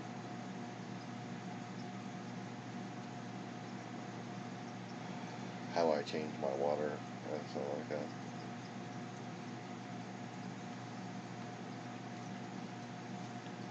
But what I do is I mix up the water ahead of time, and I use a 2-gallon or 2.5-gallon bucket. I mix up 2 gallons at a time, just because it's easy with my 1 cup measuring cube. Each gallon takes half a cup, so 1 cup, 2 gallons, easy. And then I put it in a 10-gallon empty tank with just a heater and an air stone, after I mix it up to clarity, to let it further keep mixing and for it to heat up to the temperature closer to what my tank is, okay? Because I don't want to drop a bunch of cold water in there. Test the salinity on my system, make sure I got it at 0.25, right? 0.24.5 at the lowest. And I test the salinity of the top-off water, or the new water, fresh salt water. That's what you call it, fresh salt water. If my salinity is around 0.26, I'll make my fresh salt water at 0.24. If it's at 0.25, I make it at 0.25, and so on. Always compensating, always trying to, if my salinity is below 0.24, which never really happens, I'll make the batch at 0.26.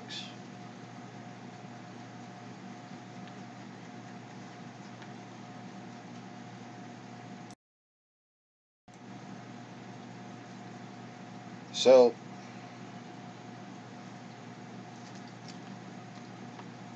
even after mixing it up ahead of time, several hours ahead of time, and letting it sit there and mix and get up to temperature and making sure I got the salinity ideal, I then use an airline hose, a very thin hose, and a dropper to reduce it down to like a trickle.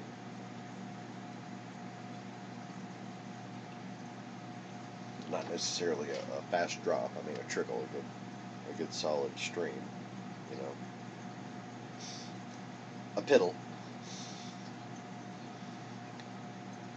So I just let that pee in the tank for a while, and then that refills it. And because it's a 20-gallon tank at the bottom, and I use a 10-gallon tank for a reservoir, it's pretty easy.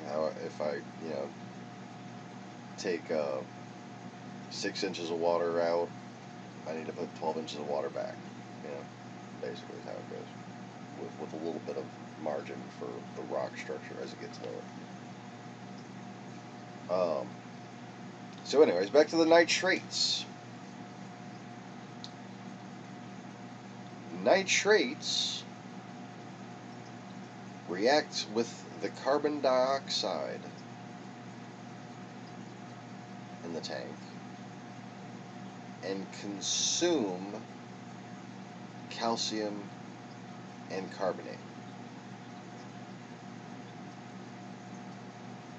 So guess what that means? if you have high nitrates and you're adding 2-part solution to your tank, are your corals getting to use all of it? I mean, they're going to get a little, sure.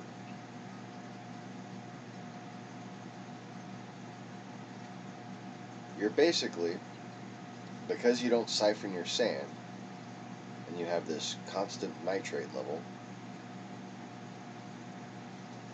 high nitrate level, a lot of the calcium carbonate you're adding, or the calcium and the magnesium, excuse me, the magnesium specifically bonds with the nitrates too. A lot of that is just getting wasted and is becoming just toxic mineral filler in your salt water. Alright? Doesn't sound good because it isn't.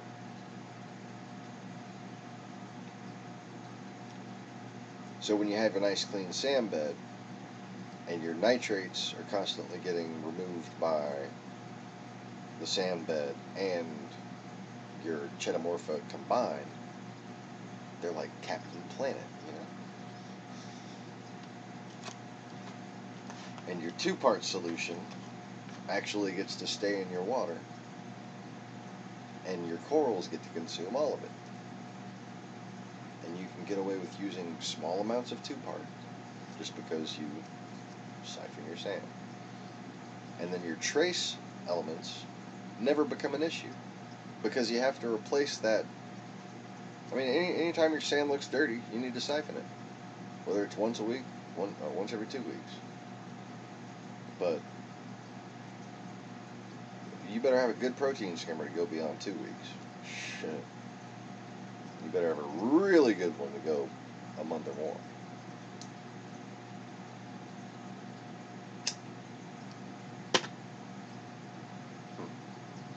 Interesting. So that is just a waste of money. And when you do your water changes, okay, a lot of people will take water out and then put water back in. And I just wonder what the hell it is they think they're doing. You gotta, at the very least, have a place where detritus can settle and then siphon that out. Okay, so you can have, like, in your bottom tank, you can have a glass bottom. You don't even need sand per se. You can have a ball of chetamorpha spinning over a glass bottom. Okay? And then when you do your water changes, you need probably a pump, unless you have it elevated enough to where you can get a siphon started, okay? Or the water level's high enough, you know, like. But a pump might help. I've been doing this 30 years. I don't need a fucking pump.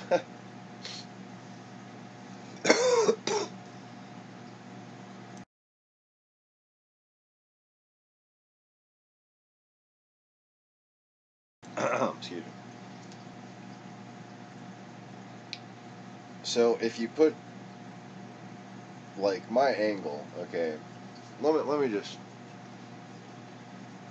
just draw my proper bottom tank angle, because you can't set this up like a sump in any way and expect it to work. Let me see. I was gonna create a new paint document right quick if I can figure out how to work Windows 10. Why is Donald Trump looking at me? I don't fucking open my fucking start menu and see a fucking picture of fucking Donald. How do I turn that shit off? Jesus Christ. Go away. Go away. You're evil. Die. What is this? What is this? It looks like it does something. Why isn't it doing anything? Make this go away. It has Donald Trump on it. Ah!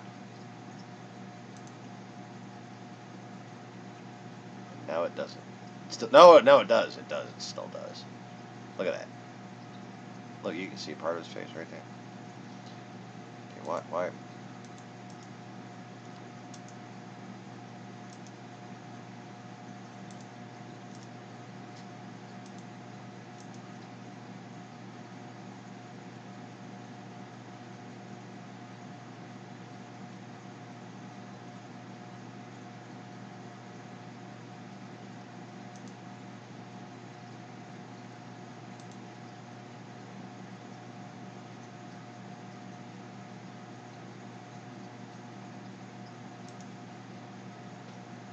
Really?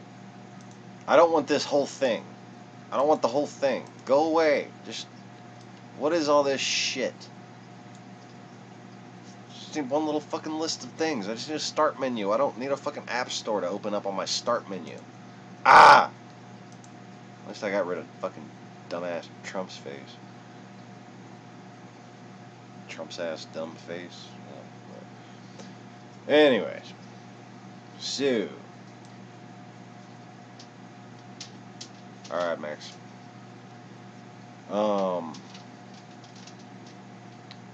Let me just draw something right quick.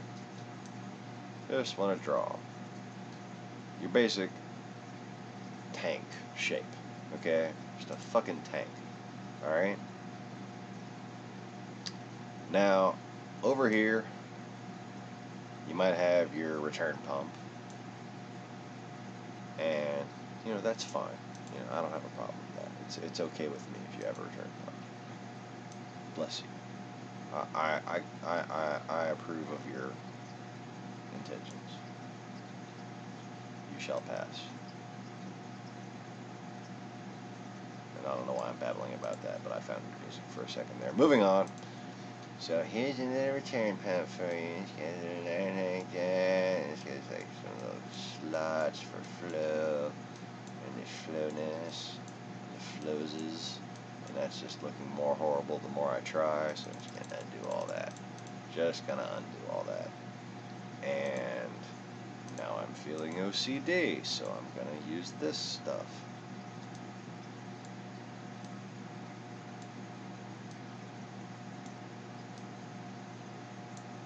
Alright, that will suffice. So there's your return pump. And aquarium dividers. Whether it's a little screen, a little suction cup deal, whatever. With the holes in it, you don't need something where the water flows over it. You just want something to where fish don't get stuck in your return pump, if your return pump's powerful enough. And an area that is just kind of separated. So like if you need to dump your fresh water in the left side, it won't get sucked right into the pump over there. You keep your heater in the left side, and then that heater will heat up the whole water volume instead of that hot water stream being sucked up by your pump, causing the pump to fail. Taylor, if you have fish, something you definitely want to keep an eye out for is keeping a pump with a heater nearby it. You never, ever, ever want to have a heater near your pump. You want to have the heater with the pump pointing at it. The flow needs to hit the pump. The flow needs to hit the heater. But the heater doesn't need to feed the pump. Wayne's Fish World, totally tragic thing unfolds. He loses his maroon clownfish.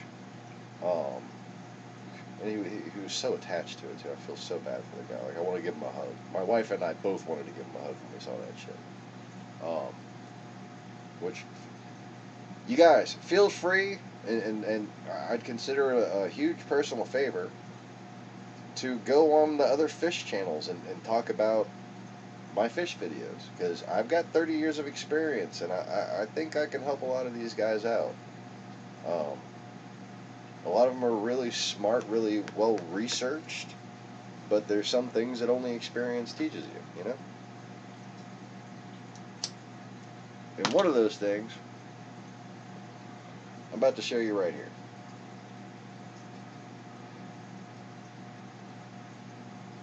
As soon as I pick a paintbrush to do it with.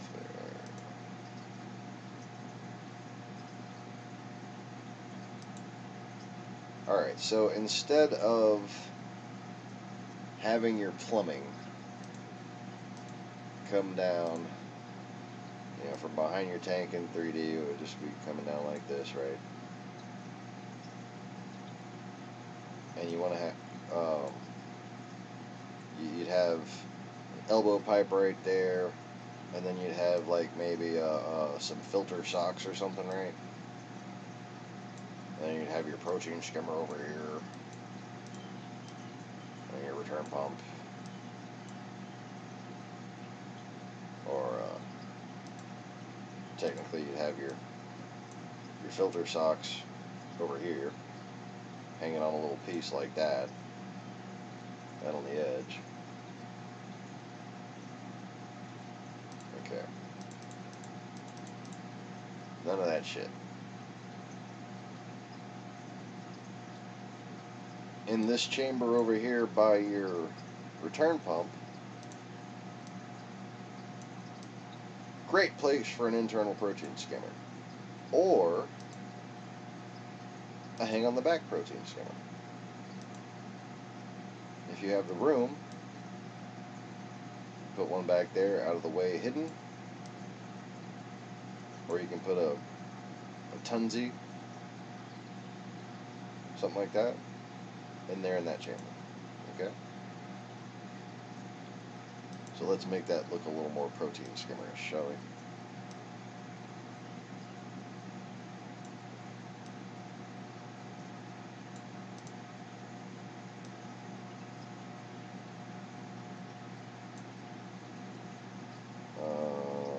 Yeah, something like that.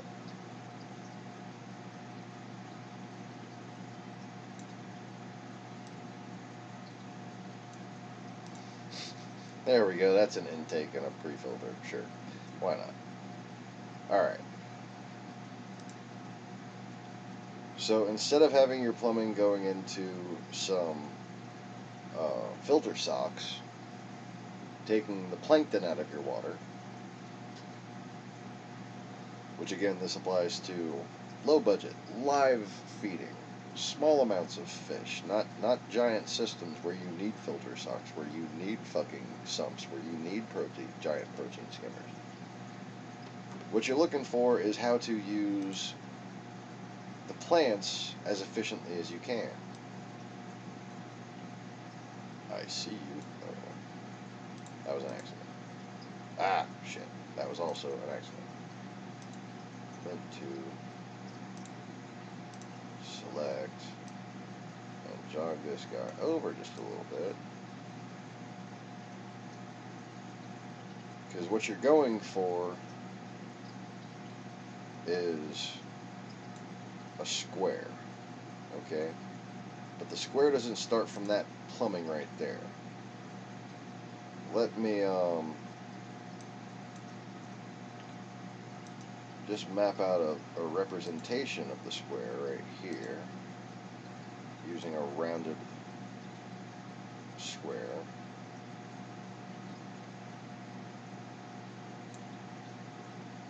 Like so.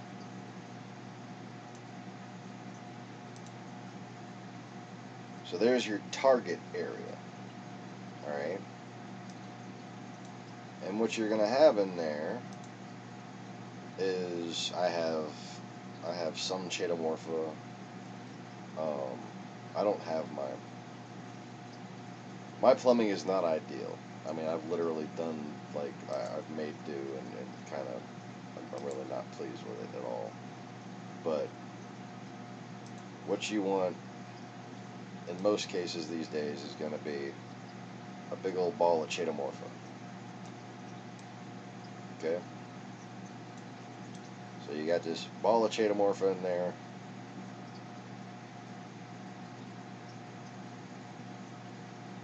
And what do you want it to do? You want it to float freely, get current on all sides,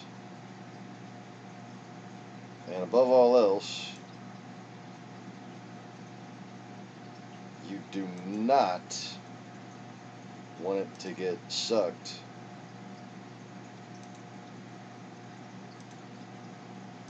into that return pump. Bad idea. You do not want that to happen.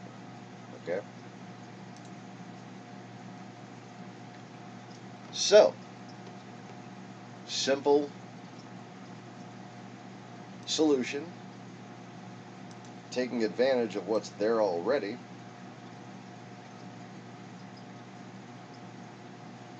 I don't think I'll be able to get the right angle with this, so I will draw them in with lines.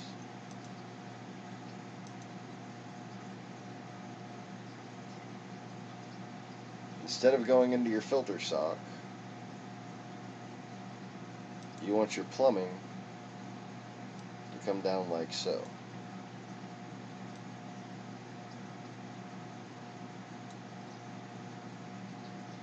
And then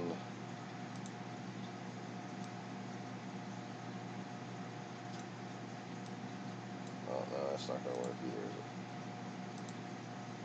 it? Then to let out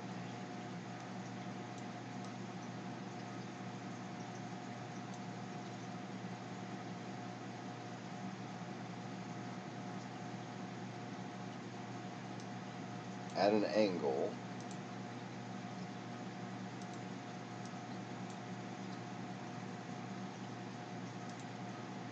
that creates a vortex.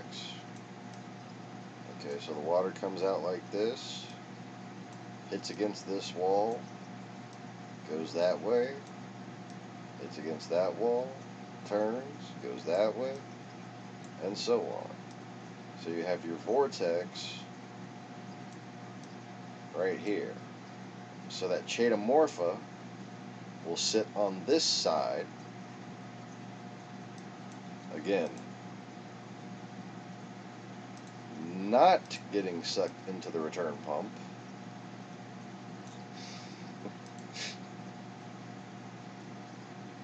and in addition to that, so you come up here and you turn off your flow up at the top tank, or cut it down to a minimum, and you scoot your chaeta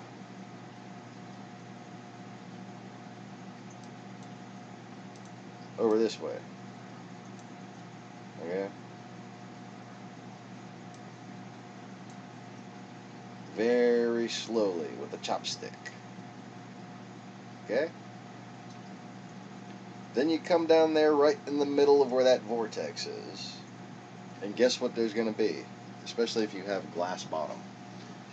Even if you have aragonite down there, you're going to have the spot of all spots of where you can siphon minimal amount of water for water change and just the right amount for the finished base elements within once a week. Speaking of water, I need to add some top-off water.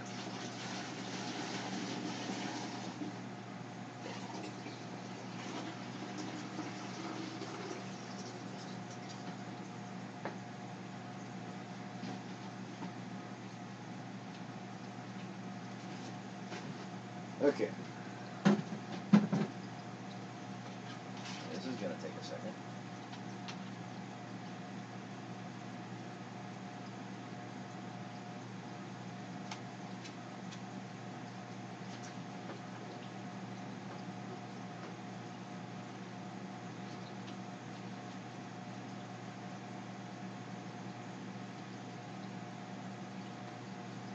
Just give me 1 second.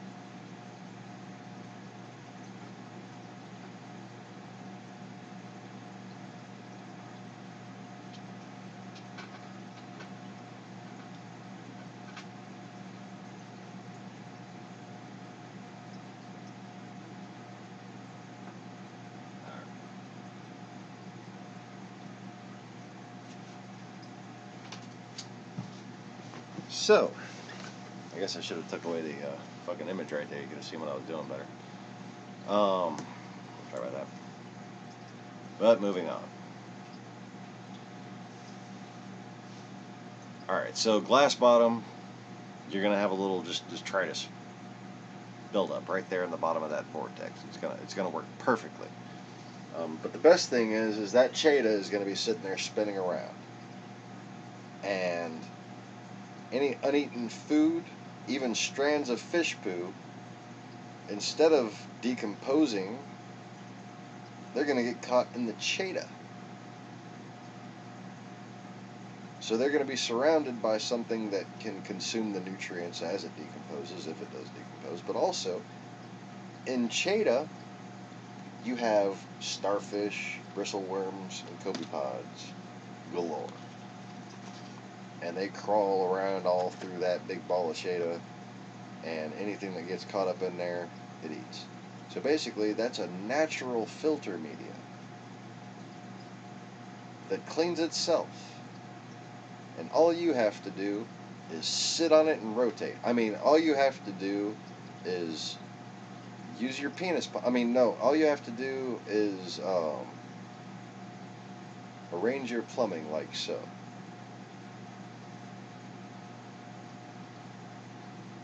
And if you need any trouble,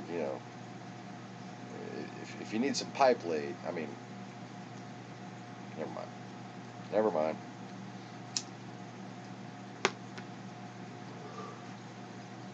So I'm going to save this fancy little graphic drawing I just did here.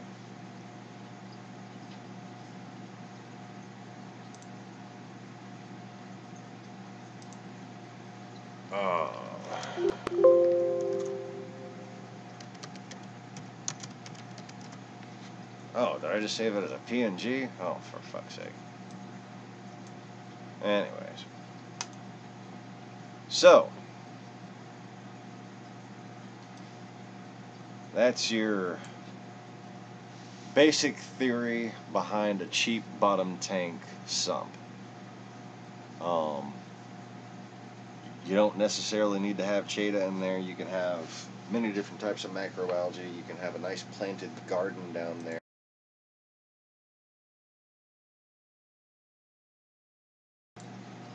Dog won't stop chewing his fucking balls. No, it won't start. Yeah, that doesn't make no sense. Please chew your balls. Yes, yes.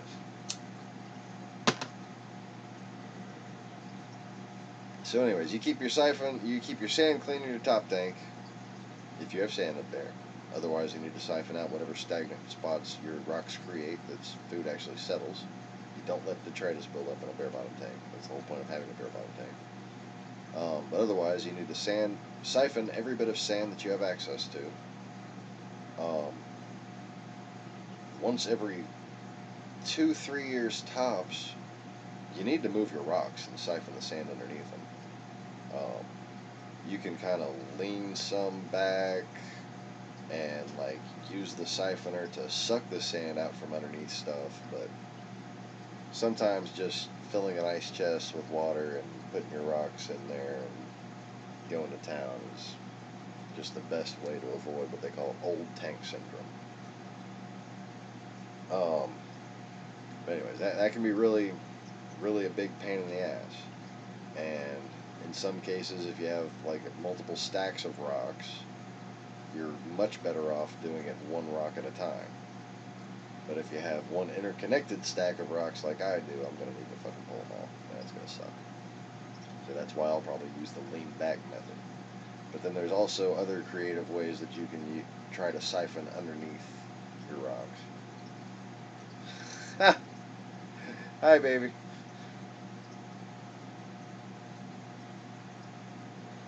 Namely, making sure you have a nice siphon current and good timing, good experience finagling the siphon tube to get just the right flow that you want, and you suck that sand right out from underneath them damn rocks, and you'll see all the brown funk that comes with it. It's nasty. But you do that, and the algae stops growing everywhere. The corals look livelier, look more colorful. Your anemone closes up its mouth, and yes. You're welcome.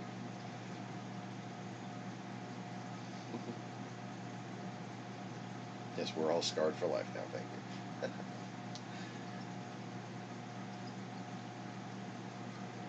Alright. So, any other questions about what you can do in the bottom tank, or how to plumb it, anything like that? The easiest way is with an S-Shop's overflow box. You can get them for as cheap as 50, sometimes 40 bucks for a small one. And that'll be good for a 20/20 just fine. Or a 10/10.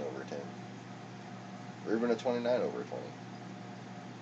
Or a 20/29. That'd be interesting, wouldn't it? Have like some big leafy wavy plants on the bottom. Or have your reef on the bottom and have the planted tank on top with like a window behind it so it gets sunlight during the day.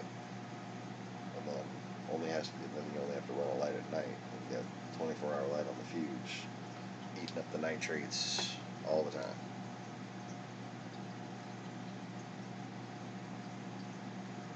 Ooh, that sounds good, baby. I can be hungry. I can be hungry if there's food coming. Like, otherwise I won't be hungry.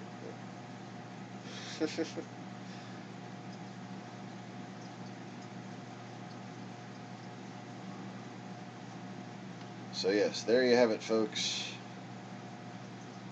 The ideal bottom tank easy plumb.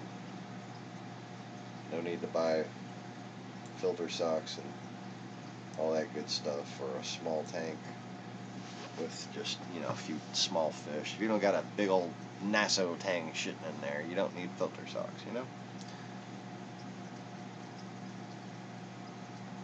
Triggerfish, that kind of thing.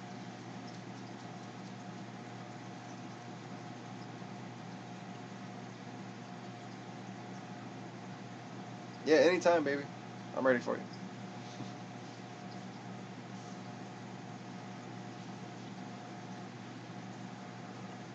Alright, so do I have any questions about the Fugisms or the two-part solution? You can find pie charts on water chemistry for this kind of thing that'll explain the specifics and percentages much better than I can.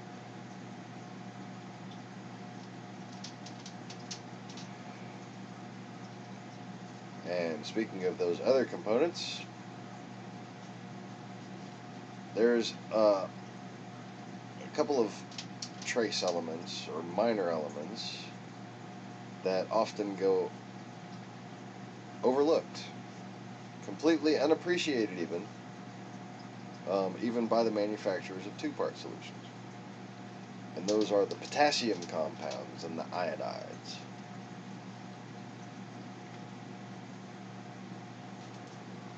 And also boride.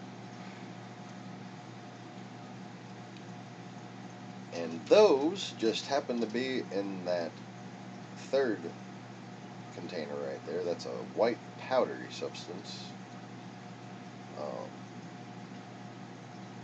So keep it away from Lindsay Lohan. For her program, for her serenity.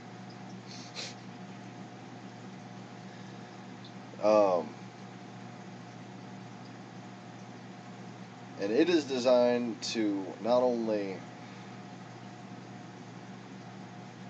buffer, which means keep your pH from crashing,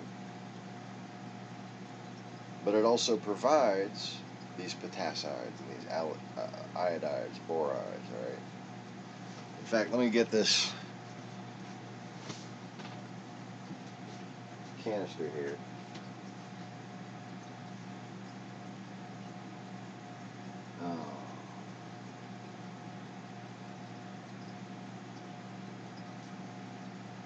I thought it had the ingredients. Marine buffer contains sodium, magnesium, calcium, strontium, and potassium salts of carbonate, bicarbonate, chloride, sulfate, and borate. So this is kind of like a mini two-part solution in one bottle. But I looked up the chemistry on it, and it's a lot of potassium and iodide compounds.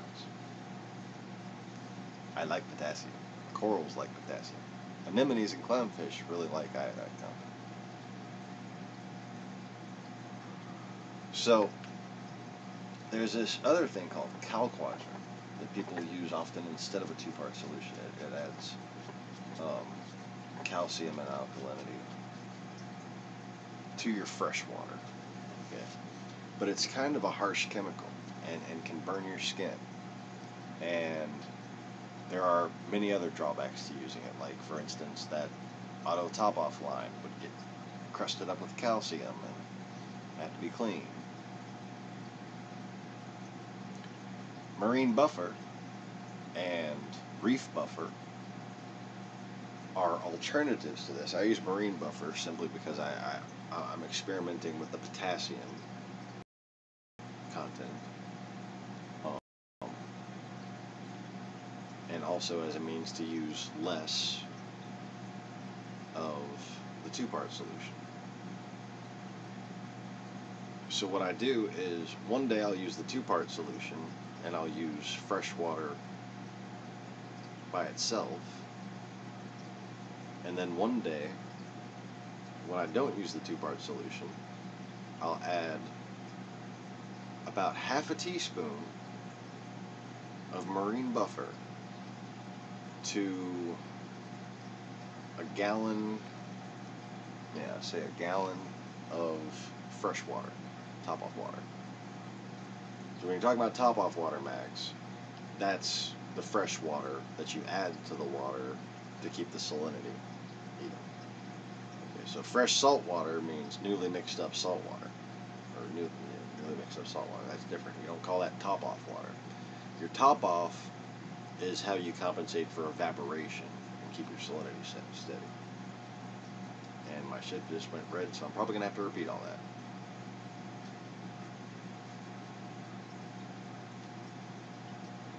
And while we're waiting on that,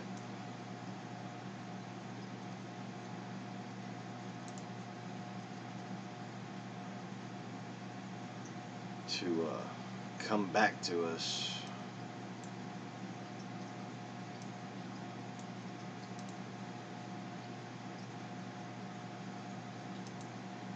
I guess I'm just going to put the music on and take a break.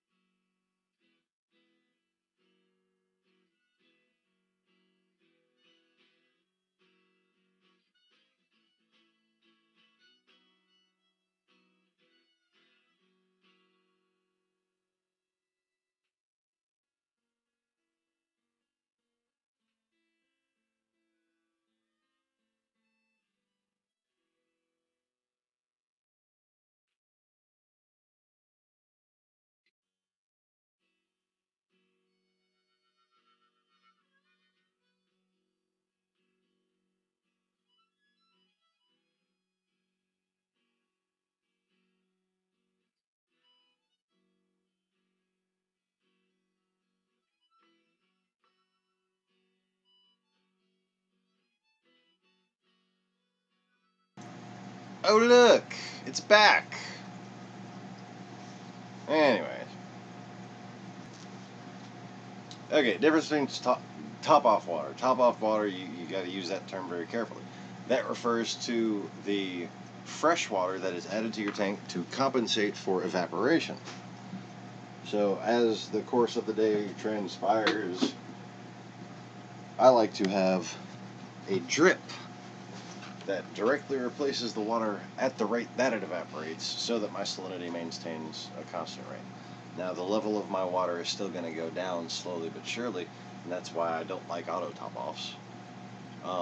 Because the protein skimmer is also removing water from the tank. So yeah, your fresh salt water or your freshly mixed salt water or new salt water, that's different from top-off water. That's stuff. This stupid bullshit.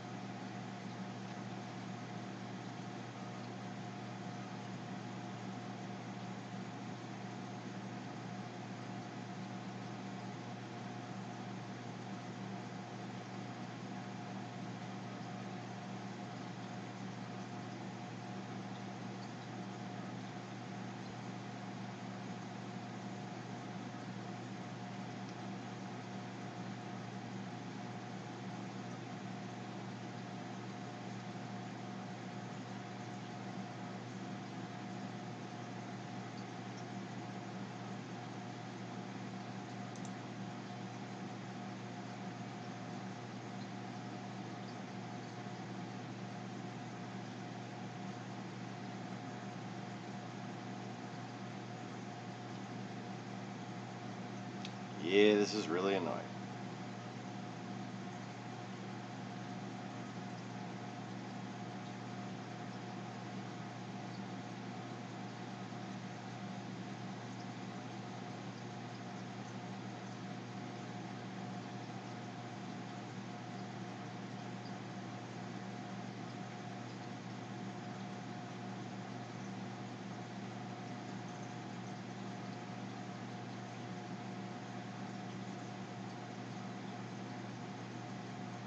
I don't know, it doesn't look like it.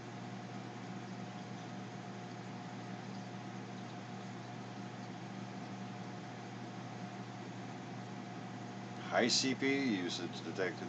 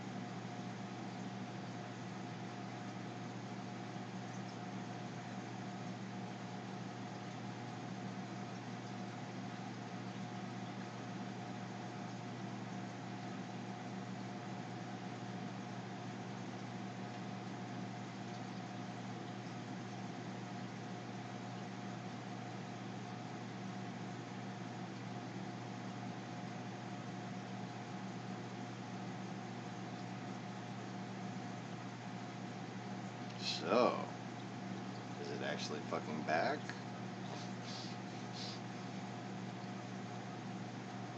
I just don't know anymore.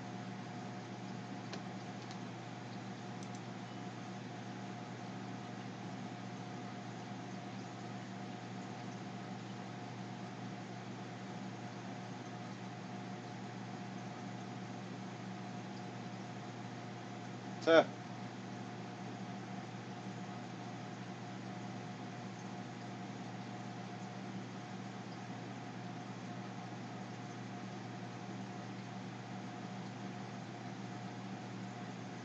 I figured it just been core.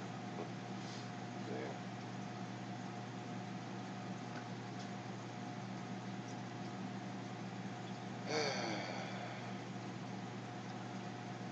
Alright, so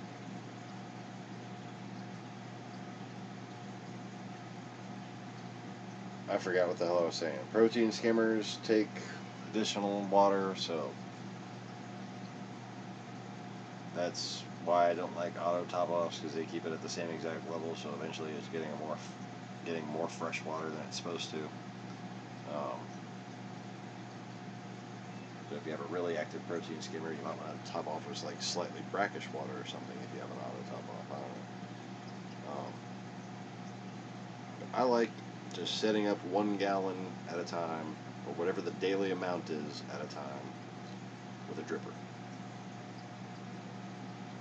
I just take that container, fill it up the next day.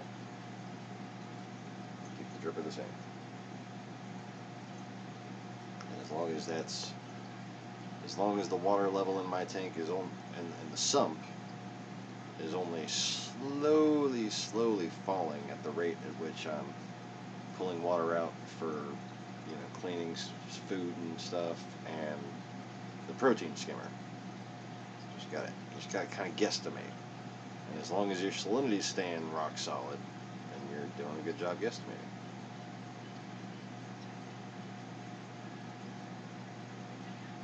Yeah, so you only want to have as much fresh water going into the tank as is evaporating from the tank, so your salinity stays the same. That's the point of the auto top off, is to keep that salinity the same.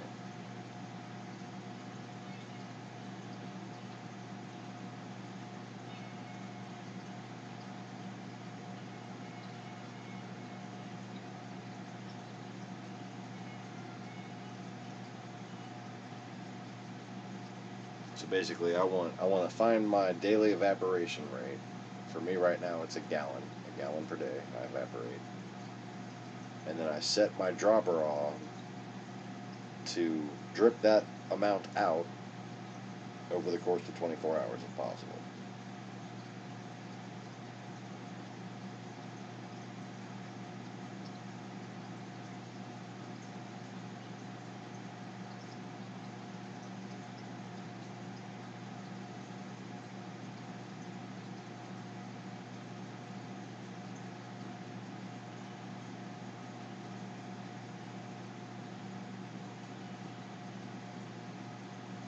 Let's see what else.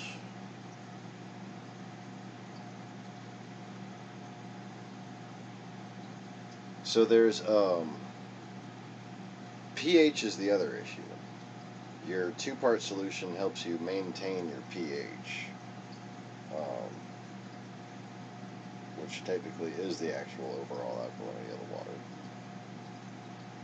So those alkaline minerals are what give like the overall feel of the water to the fish, and the overall chemistry of the water to the corals, right?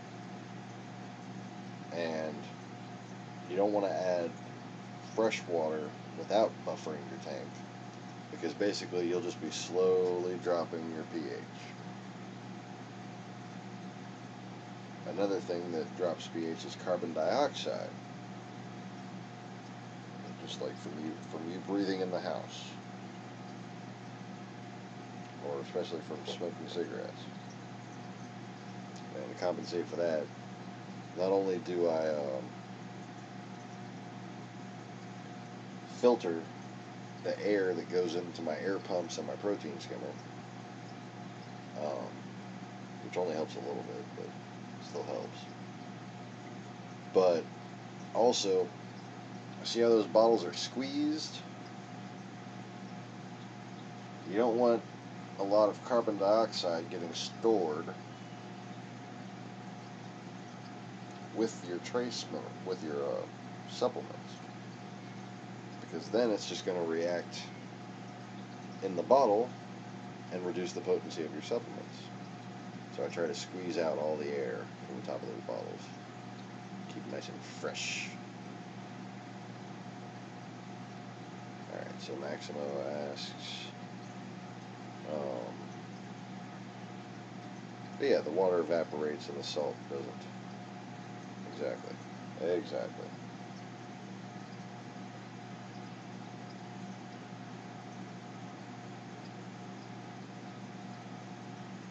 Yeah, anytime you have any type of water-based solution, As the water evaporates, the concentration increases.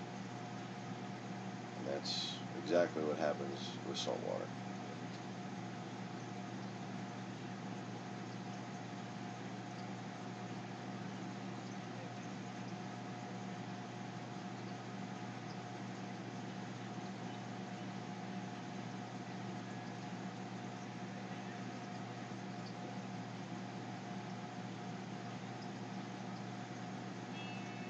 Heh.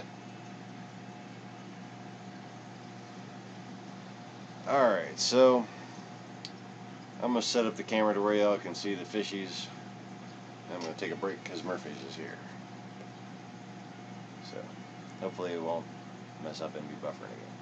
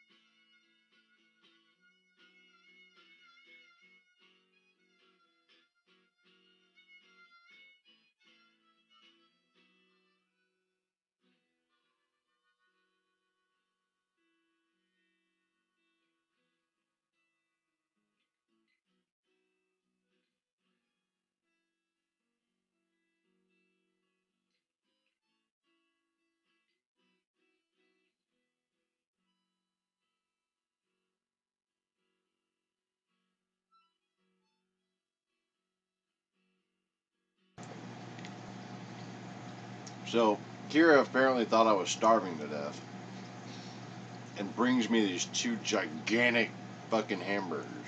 2 of them. I couldn't even finish the first one. Last time you said that you were still hungry after the first one. I think I was starving to death after cutting the grass.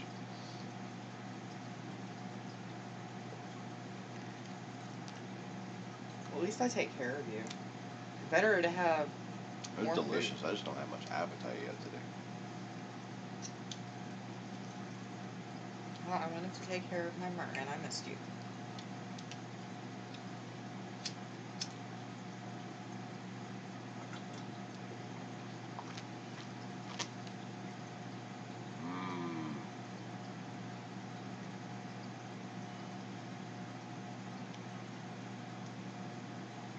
Yeah, I thought you might get a kick out of that. Because, man, that was an American meal right there. It was from Burger King. It was the Barbecue Big King.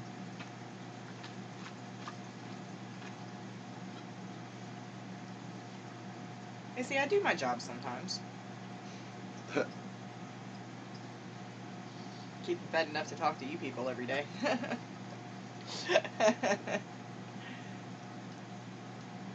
Tell them the real reason why you're here.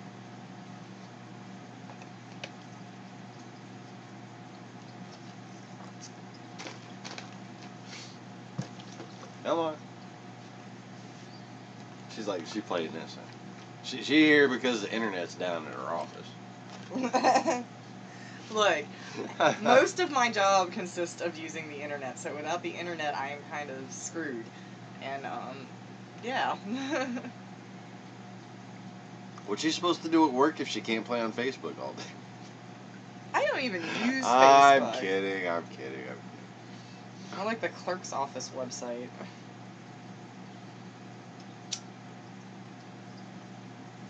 You're welcome. Keeping the murder. I only use Facebook when I'm skip tracing a client or one of your ex-girlfriends. I mean, what?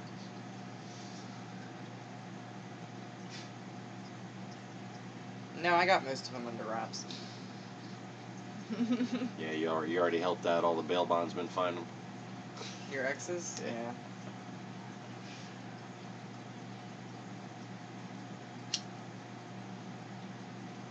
All my exes are serving consecutives. I gotta go. Oh, The you line. like that? I did. The line at Burger King was way too long. Bye, guys. Yeah, see, you can't blame me for taking advantage of the opportunity to be a charitable wife. That's no nose.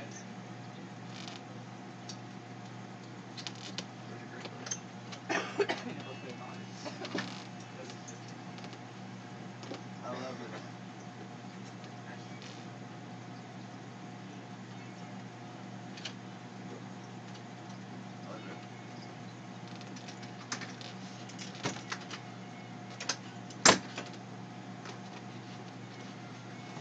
All my exes have infections.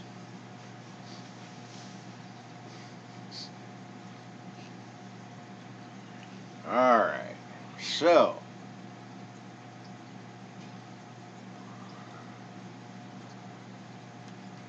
almost 3 hours in, have we actually covered all the stuff? So we have your 2-part solution. Step 1. Siphoning your sand at least once a month. Part 2. And some sort of buffer for your freshwater top-off. All of which can be used in minimal amounts as budget dictates, not as expensive test kits dictate. So you can just say, okay, I can afford this bottle once a year. Take the total number of milliliters in that bottle, divide by the days of the year, and then space it out to where you have 1 milliliter or whatever dose you want to use per day or every other day, every 3 days. A regular increment. Consistency is the key. You don't need to use a whole lot if you're not targeting very fast coral growth. In the ocean, coral grows rapidly because it also dies rapidly. It's destroyed rapidly by parrotfish and all kinds of stuff. You know, in addition to man's fuckery. But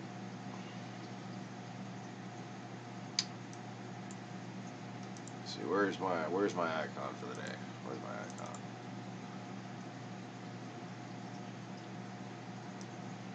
There we go.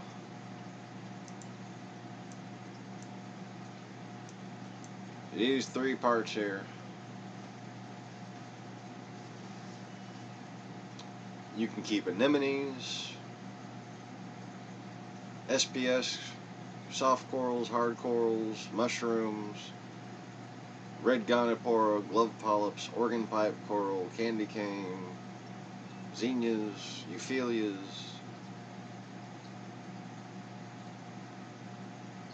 Most of your common types of corals, everything but the most difficult corals, you should have no problem with just a reliable, name brand, 2-part solution. I think Two Little Fishies makes one. Obviously, Seachem Fusion is the one I use. And I believe even Bulk Reach Supply makes their own 2-part now. Like, there's a lot of different 2-part solutions. Okay, but mine, I like the Seachem Refusion because of the particular blend of minor and trace elements that it includes, and because of the marine buffer product having different trace elements. Both add calcium, magnesium, and strontium, which are good for all corals and anemones. But then the marine buffer has the potassium and iodide compounds and the borates. And that's the one thing that the Fusion 1-part lacks. And, you know, they're made by the same company. So, should work well together, do work well together. So, ideally, you get a bottle that's going to last you, a whole year, and your rate of consumption will allow you to, your rate of consumption is going to be based on your budget, not spending more money on test kits. Okay.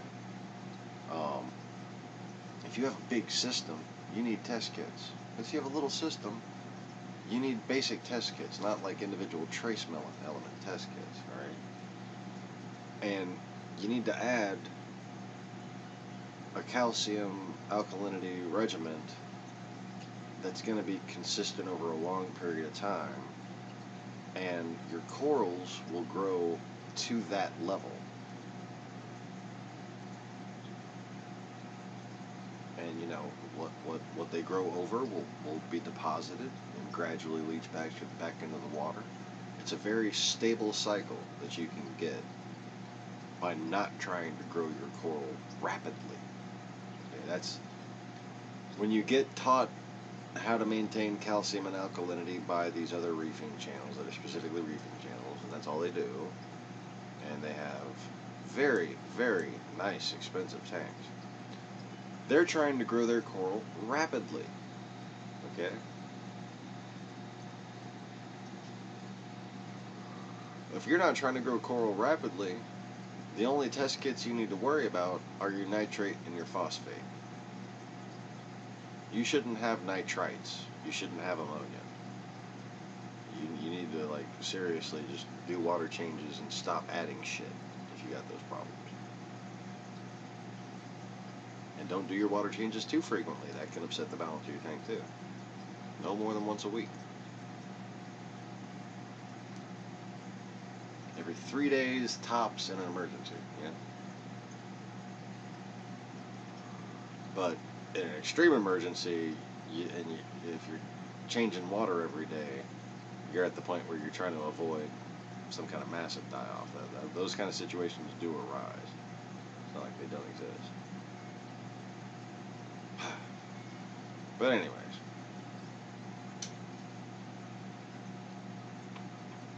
Ha!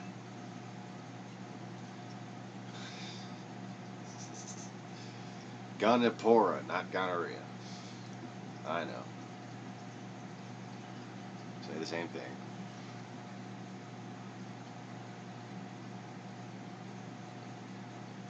Alright, so,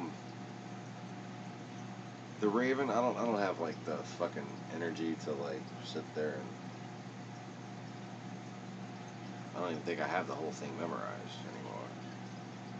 Once upon a midnight weary, as I nodded weak and weary over many a quaint and curious volume of forgotten lore. While I nodded, nearly napping, there suddenly came a rapping, as if someone so gently tapping upon my chamber door. "'Tis some visitor," I muttered, chapping at my chamber door. "Merely this and nothing more." Distinctly I remember it was in the bleak December, and that's where the memory block starts, but that's where the interesting, the reference to the burning embers of the past, okay, which is seen as an emotional metaphor for heartbreak, but actually isn't, and the bust of Pallas Athena hanging upon the door. It's a play on words. Pallas Athena represented the United Kingdoms of Palestine and Athens. Palestine being a city-state of multiple cultural cities. Like, I mean, it was considered a city-state in many ways, but it was like multiple encampments, kind of. But like when you called it, you didn't call it a nation, you called it a city. Right?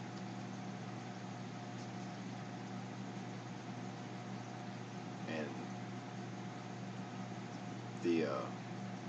the reference just to mythology or whatever, that's no.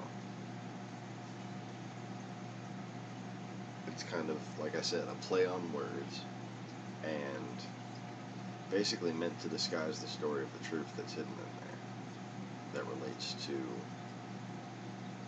the death of Christ and the banishment of Mary Magdalene and the destruction of the royal houses and the eventual destruction of the Kingdom of the South and Europe.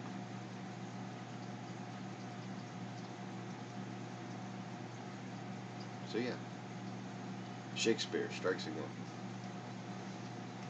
I knew there was something about the Raven. Turns out it was something about Mary.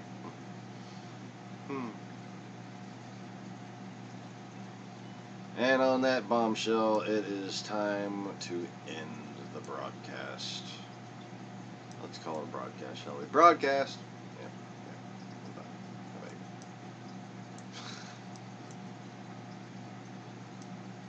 I don't know why I'm trying to get those perfect right before I end the fucking broadcast. Anyways. So everybody say goodbye to Orihime and the dwarfy clownfishes. And we will see y'all later this evening, more than likely.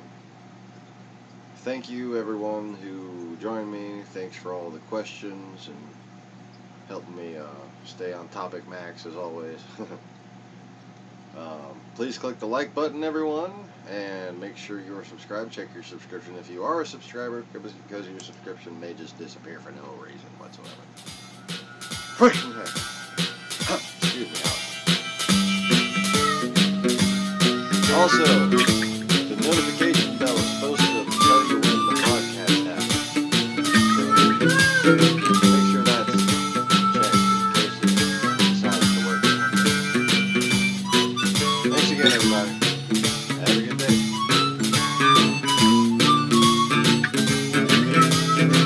Oh yeah.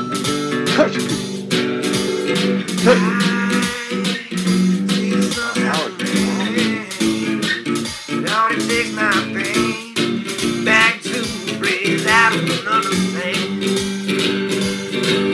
How do you know